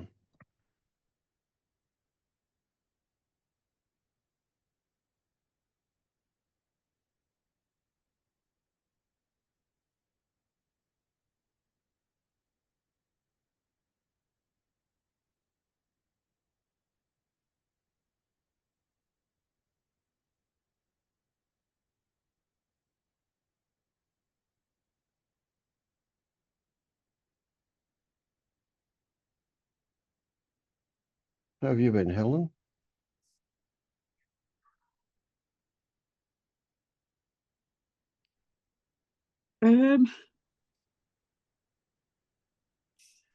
I've just got these sort of welling up feelings that, you know, I thought I sort of understood everything that was spoken on here, and today I just never understood any of it, and I don't know. I'm in real despair at the minute because I thought I did, and I just don't. I just didn't understand any of it.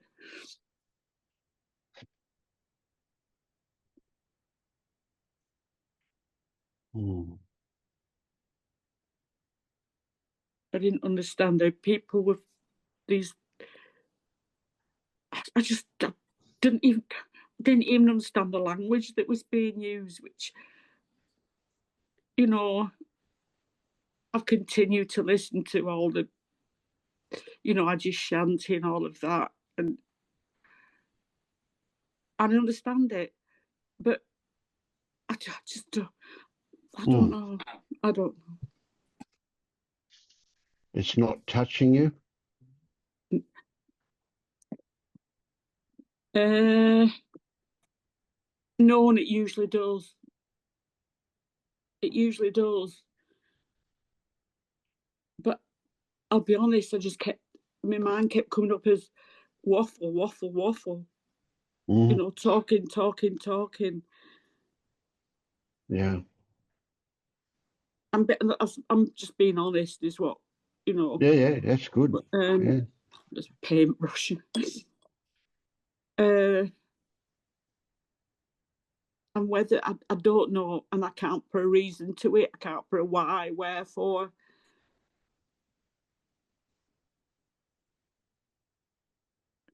And normally it does. And I don't know why.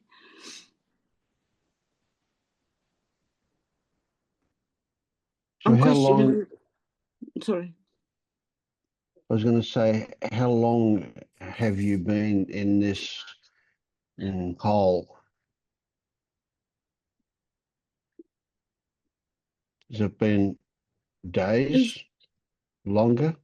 It's been a steady falling down somehow, falling down. And health, I've had some sort of diagnostics health-wise, which I'm waiting for, which caused a lot of stress. But that's past now. But yeah, I'm still, my body's still sort of waiting for the next thing somehow. I don't know. So I've realised, and I didn't realise, but I do now, a lot of it is mind. Well, it's all mind, isn't it? Mm. You know,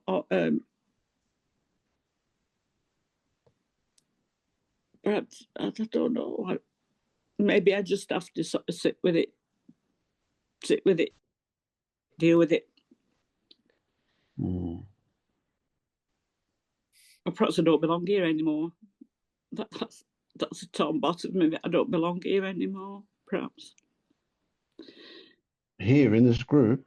Yeah. Oh, no, that's not true.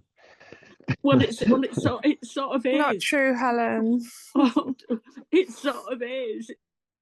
It sort of is. I love hearing you. I love hearing what you say. But today I just didn't get it. Or I'm not there. You know, feelings. Well, I don't feel them. I'm not there. I can't see that.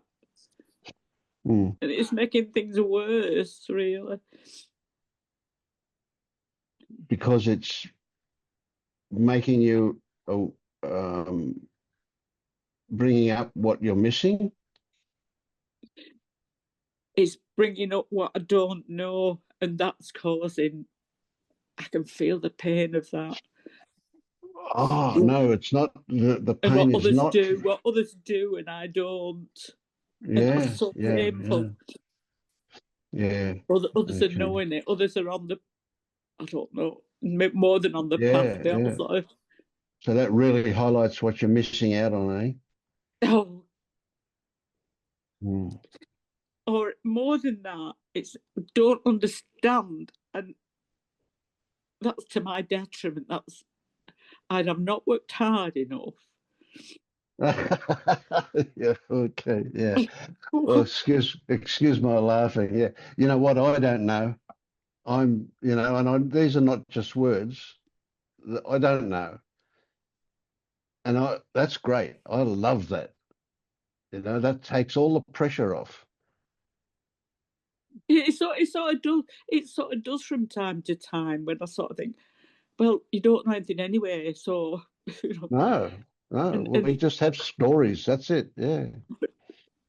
But all that's been spoken of today, and in the last couple of sessions,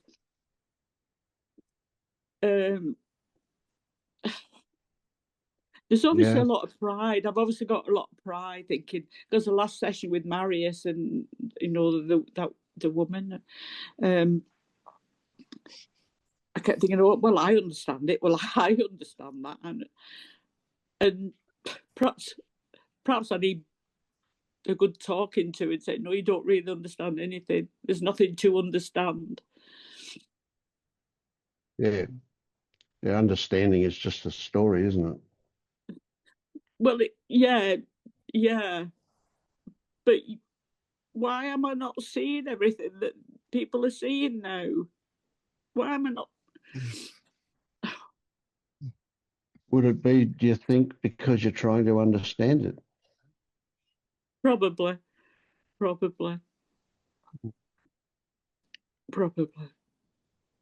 But there were subtleties that people were talking about. You know, the subtleties of that feeling and reacting, and perhaps it's just happening at the minute. I'm just totally in the head, perhaps, and I didn't realise it. Yeah. No, look, yeah.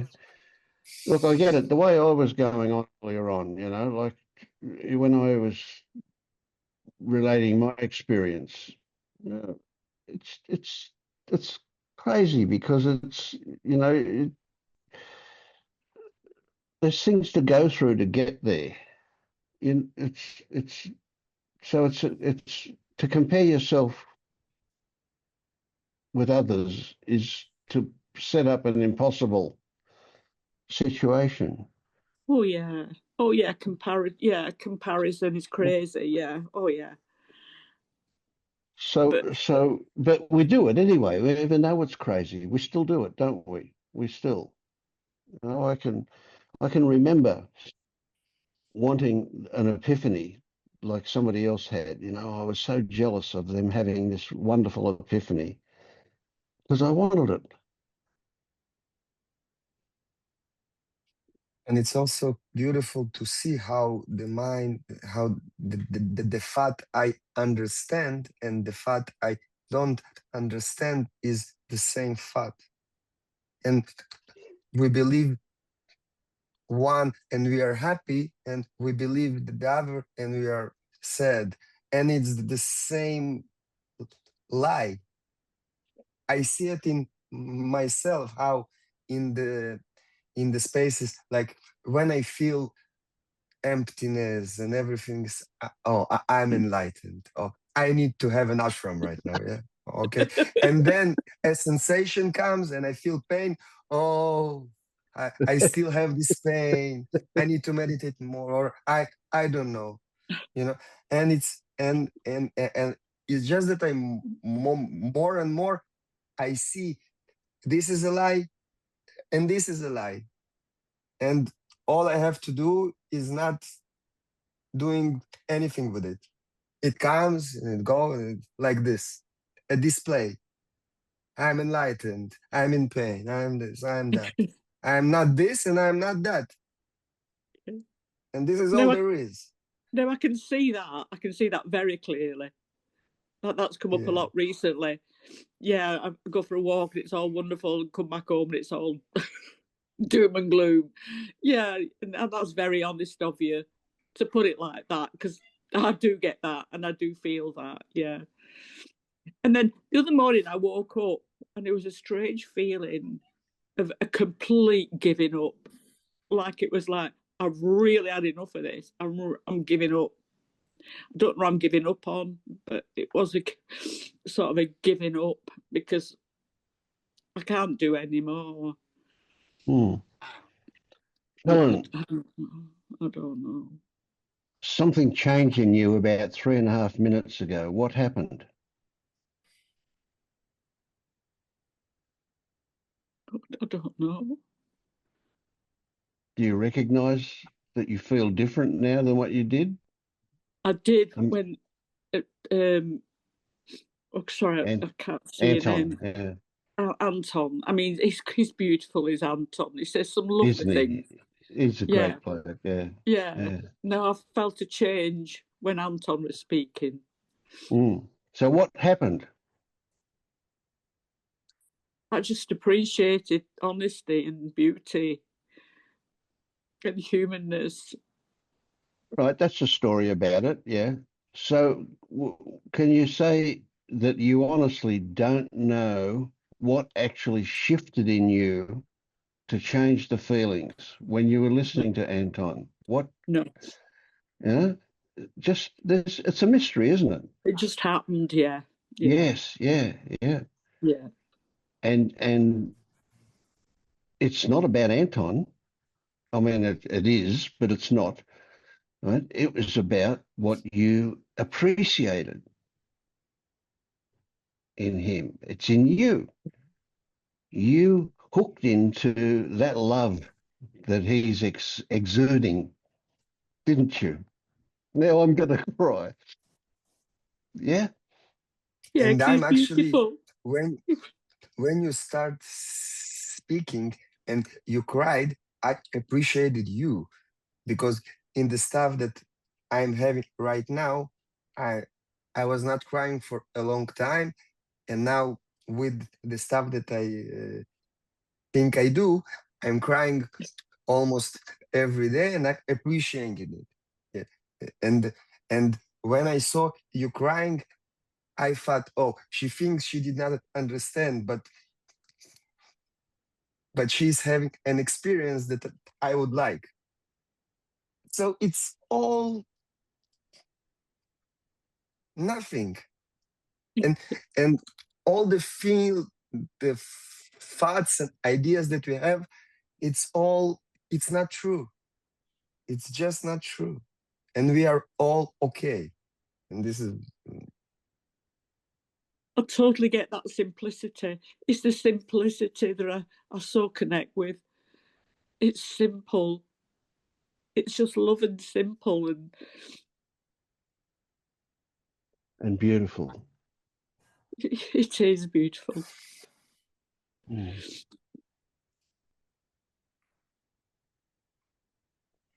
And this you might not understand, or you definitely won't understand. But what I say to you is this is always available to you.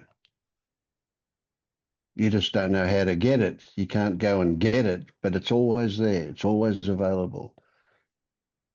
Do you believe me? What's the beauty? Yeah, that wonderful feeling that you've got inside now, that fullness, that amazing warmth and oh, is it in your chest? It's in my chest. It feels wants to burst. It's beautiful.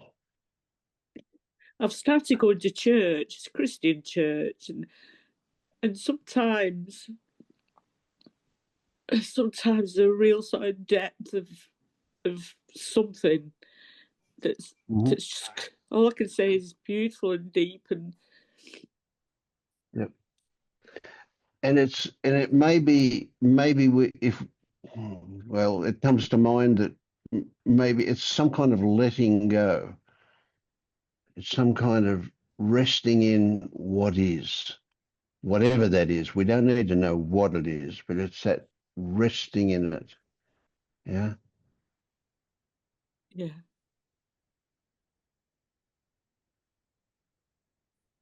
Yeah, there must be some part of me that keeps saying, no, you've got to know, you've got to. Yeah, I saw that the other day though. You've got to know more, you've got to know more. It's not right that you don't know more. You've got to know more. Yep. So is that whip got a short handle on it that you keep hitting yourself on the back with? That Yeah. Yeah, it feels cruel. it is cruel, isn't it? Because Yeah. it's an impossibility. You can't know. Well, I think that was what I was coming against. I can't know. I can't understand everything. It's not for me to understand everything. Maybe this morning it's not for me to understand everything that's been said. Yep. But that's a happening, and don't beat myself up for not understanding, which is what was happening. I thought, well, still you don't understand. Yeah. You know. But there's a story running around in there that says you should be able to understand. You have to understand. Yeah. Oh yeah. Oh yeah. Well, it's bullshit. That's bullshit story. It's not true. Well, it's a big story. I've got, and it's something to do with control. I think that as well. Sure, a child yeah. thing, if I don't understand everything, I'm not in control. But yeah, I know that I've no control, but there's still remnants of that. Yep. Well, there's been a lot of conditioning about that, isn't there? A lot of conditioning that says understanding is the epitome. We've got to understand. Yeah, it's safety. Right. Understanding is safety.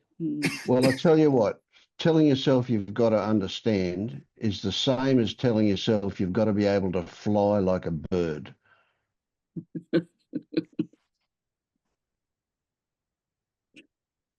And one more thing that it maybe can be valuable to see, that this voice that is saying that you have to understand, it's the same voice that is saying that you have to have more money, that you have to have less gray hair. It's the same voice that say everything you have to, and it doesn't really need anything of that. It's just need to say to you what you have to, and it's probably or your father's voice or your mother's voice that you keep. This is usually what happens. And just to see that it's not about the thing, it's not about the understanding, it's not about the stuff that you think you have to do, it's about the voice that just will keep saying you have to, and it's not really important for it what afterwards. Like you have to, it will say anything that you will believe. You have to understand, you have to this, you have to that. It does not care. It's just that you will think that it is true, and it is not.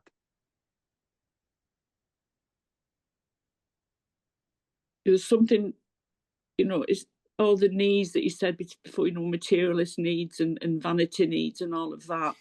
I know all that doesn't do anything, offer happiness. No, it doesn't do anything. The only thing is this understanding, and that's more visceral in me than all the material Because this is stuff. important to you, so it knows what to say to you, so you will Yeah. think it's important. So now it's important for you to understand. So it's saying you have to understand, you don't understand, It's not Yeah. really about the understanding, it's about the things that you believe is valuable, that you, Of yes. course, yes, of course. Yeah, yeah, of course. Yeah, it can beat me up with that. Of course. Maybe it's of a help or a value to you to appreciate that where you will get to when you wake up is an appreciation of an existence that cannot be described or defined. It's beyond words. And if you can appreciate that, that's what we're talking about, is actual experiencing. Right? The subtlety and the complexity of that means it cannot be described accurately. In order to describe it, we have to come up to a really simplistic level, and then we can put labels on it and describe it. But that's not what it is. Where we're looking to get is beyond words. And understanding only exists in the realm of words. So that's not where we're at. That's not where it's at. We're looking to get beyond that. Yeah. So understanding is only the realm of words. Yes, absolutely. Not something that is really. It cannot be understood. The whole awakening is the being okay with that you don't know anything. There is nothing to understand. Right. I must have a belief that it comes through mind. No, yes, yeah. And well, of course, that's the way we're conditioned, isn't it? That's what we're taught. All our life, we're taught that, yeah? Yeah. So it can't come through mind? No. No. In fact, it's almost the opposite of that, that mind is a way of keeping away from what we're looking for.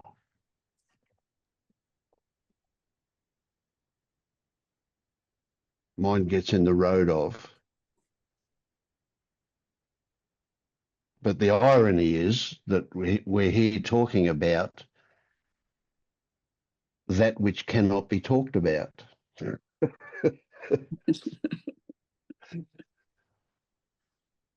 Yeah. It were all the stages that they've all been going through. It's like, well, I've not been through that. I've not been, I've not been through that stage, and I can't see that.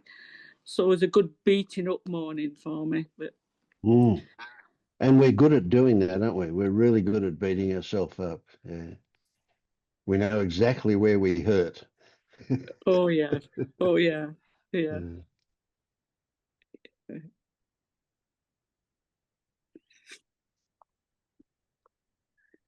So can yes, you and get... it's go literally Anton. like this. It's literally, I saw there is energies inside that all they are doing is to beat you. Literally, it's like this, and it's just to see it. and they are not doing it because of evil. It's just that they are afraid of that assimilation.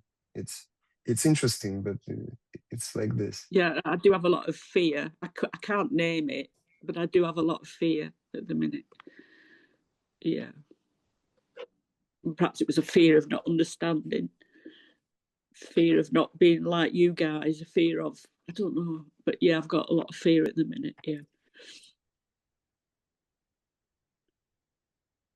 You've also got, this is just a reminder, you've also got that which you experienced a moment ago,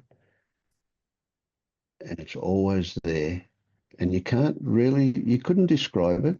If you tried to describe it, I could only get a very simplistic idea from you, but you know what it is, that fullness, that love, that beautiful feeling that you've got, Yeah. that you can just sink into. Yeah. Yeah.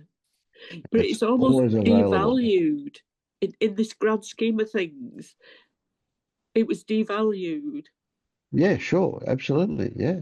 But that's Yeah. only I mean, mine giving it a second yeah. position, sort of thing, Yeah. probably. Yeah. Yeah. Well, when you went to kindergarten, you started to realize that you were taught, and you started to realize improperly that smart kids were better than dumb kids. Yeah, and hard, you know, hard. If I can't think of the word, but callous and hard, and I was too soft.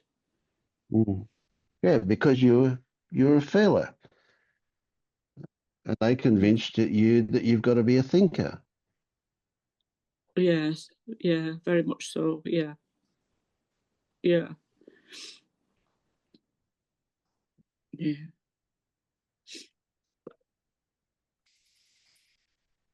I love you, Helen. Oh, I love you too. So thank you. Oh, you're so sweet. And that's all it took for you to feel it again. There you go. I know.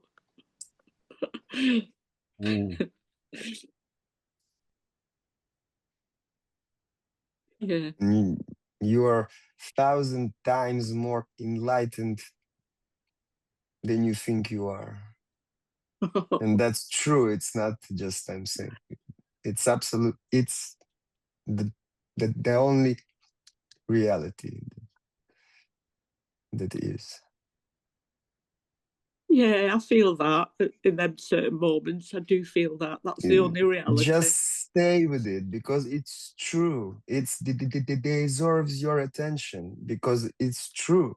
And all the stuff that are making you feel bad is a lie. So why would you stay with the lie that making you feel bad when you can stay with the truth that is making you feel good? It's ridiculous, isn't it? Yeah, it is. It is. But when the lie turns up, and it will, because that's been conditioned there, it's there to remind you of this wonderful feeling. It's there to remind you that something else exists.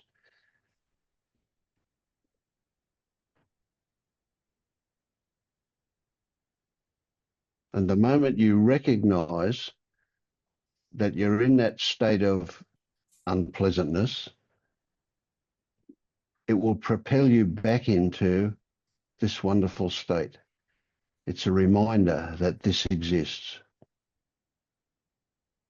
And from this state, everything looks different.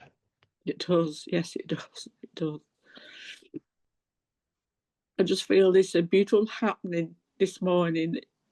So where I'm in absolute despair about an hour ago, and suddenly it's like a wonderful coming together and a lovely happening. I just didn't expect. So thank you. And it's always available to you. You just don't know it yet, or you didn't. Now you do maybe, but there it is. Yeah.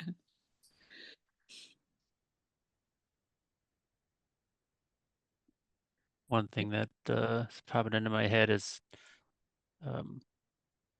Helen, you were talking about understanding language and words, and I'm going to use the word knowing as like as the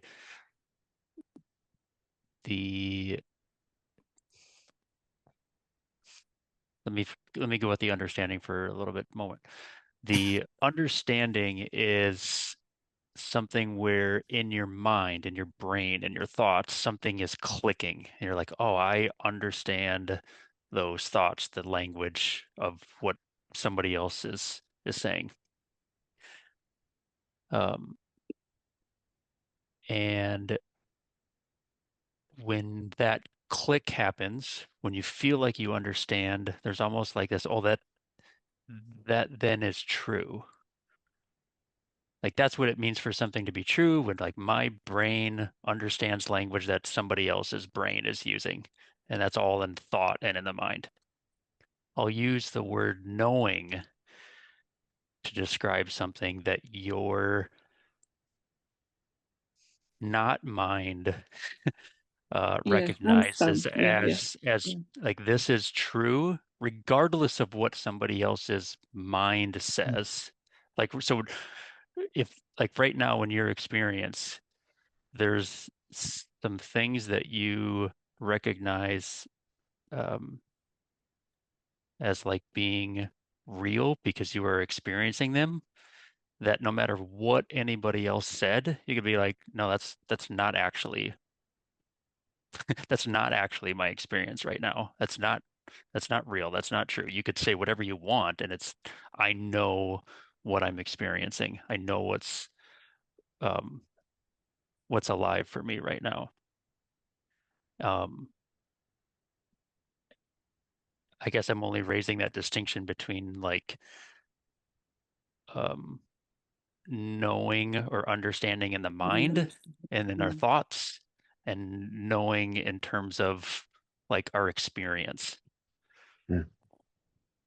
So you can just say the word no, I know, and you feel it. And you say understanding, and you're understanding up in the head. But knowing is a feeling.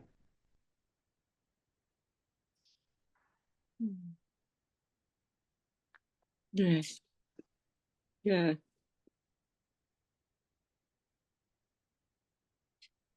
Yeah.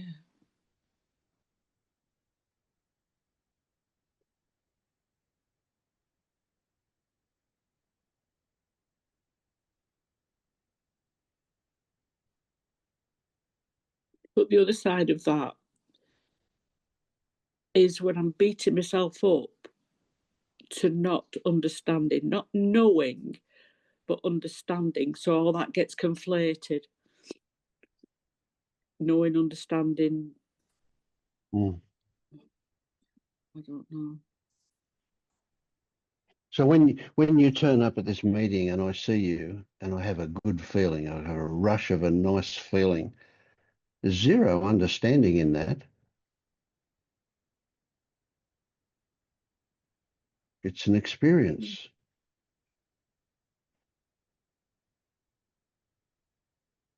Oh, okay. Oh, right. Yeah, the two are getting conflated. Understanding and knowing. Yeah. It's the beating myself up with the not knowing, but I think that's something around, like I say, safety. Some sort of, I have to know what's going on in order to feel safe, because my mother was very unsafe. I had to sort of try and suss out what she's going to do next. Is she going to be happy? Is she going to be sad? Is she going to be angry? So there was I've seen a lot of that going on in my own head with other people. But it's all mind stuff, obviously. Yeah. A constant manipulation. Yeah. But yet now yeah. So that's wrapped up with the knowing. Yeah, because that's been trained into you. You know, that's a nervous system thing that's got to catch up with what you know. Yeah. Did you hear me? What you know. Yeah. No. Yeah. Yes. Yes. Not what you're going to understand, what you Understand know. what I Yeah. know. And the only thing you can know is what you experience. Right. But you But can't yeah, describe it. but I experienced being an outcast this No, you morning don't. in this. No, that's the That's what. story you use to Oh, describe the feeling. that's not a knowing then. No. That's a story in my head. Right. What you know is that you were experiencing something unpleasant. Oh, okay. Okay. Yeah. But the reason why you have to go to your head and to call it being an outcast is a story.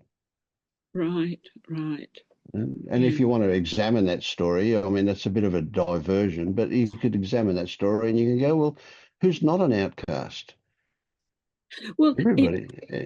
yeah, but it was only when you said that you know all the people in the boxes and you know it gives you a wonderful feeling and Helen, but I can't see you. I thought, oh, I'm included then. Oh, I'm included. So But all of that's that you. was Yeah. So my good feeling, you're not responsible for that. That comes from inside me. Right? So it's a mystery. It's a mystery, the connection between you and I, but it comes as a result of my experience with you. And yeah. I just love you. You know, I don't know why,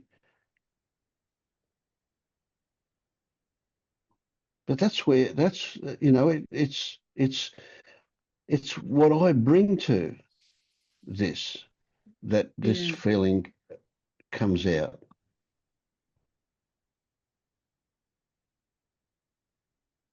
So I'm going to have to look at my beliefs around being an outcast because I didn't understand. You know, being thrown out of a group because I don't understand. You know, that sort of feeling, which is what I Yeah, felt. you're not going. Yeah, well, see, when you look at it, be careful because you've been taught to look at it with mind, to think about it, to analyze it. That's not the way to look at it. The way to look at it is to look at what is actually here. So some of the stories I've been writing will give you those kind of things. Do this exercise where you go, what is actual? The sensation in my feet on the floor, the sensation in my butt on the chair. What do I hear? I can hear the sound of talking. What do I see? I can see light and shade. I can see images. And that anchors you into feeling what you know. You're not thinking about it.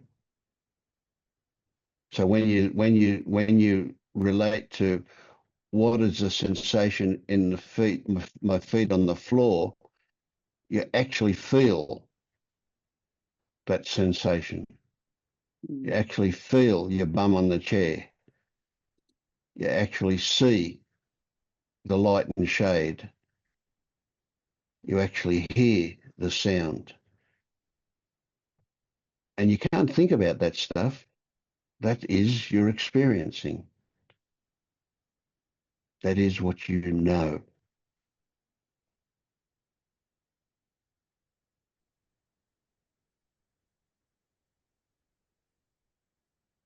I had to run to take my dog outside, but what hit me when I was away was that understanding often requires a lot of effort and work. You know, you really have to think hard to try to understand. Yeah. Knowing Yeah. knowing the sensation in your foot is effortless. Like it doesn't require any, you don't have to work really hard at it. You just have to stop work. You have to stop working at it. You just see it. Yeah. It's like you immediately, I'm sorry, my dog is barking in the background and I can't concentrate, but it's effortless to know your experience. Mm.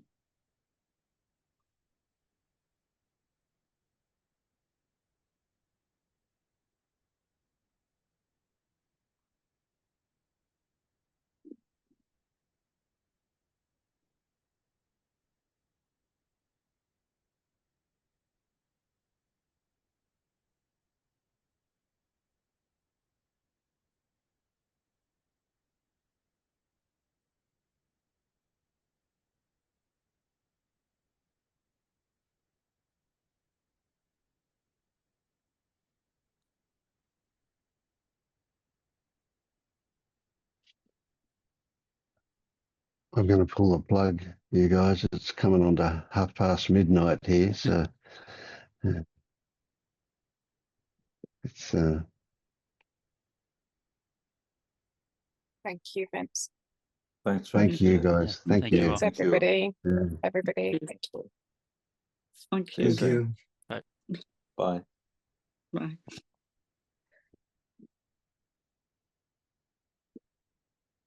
Yeah.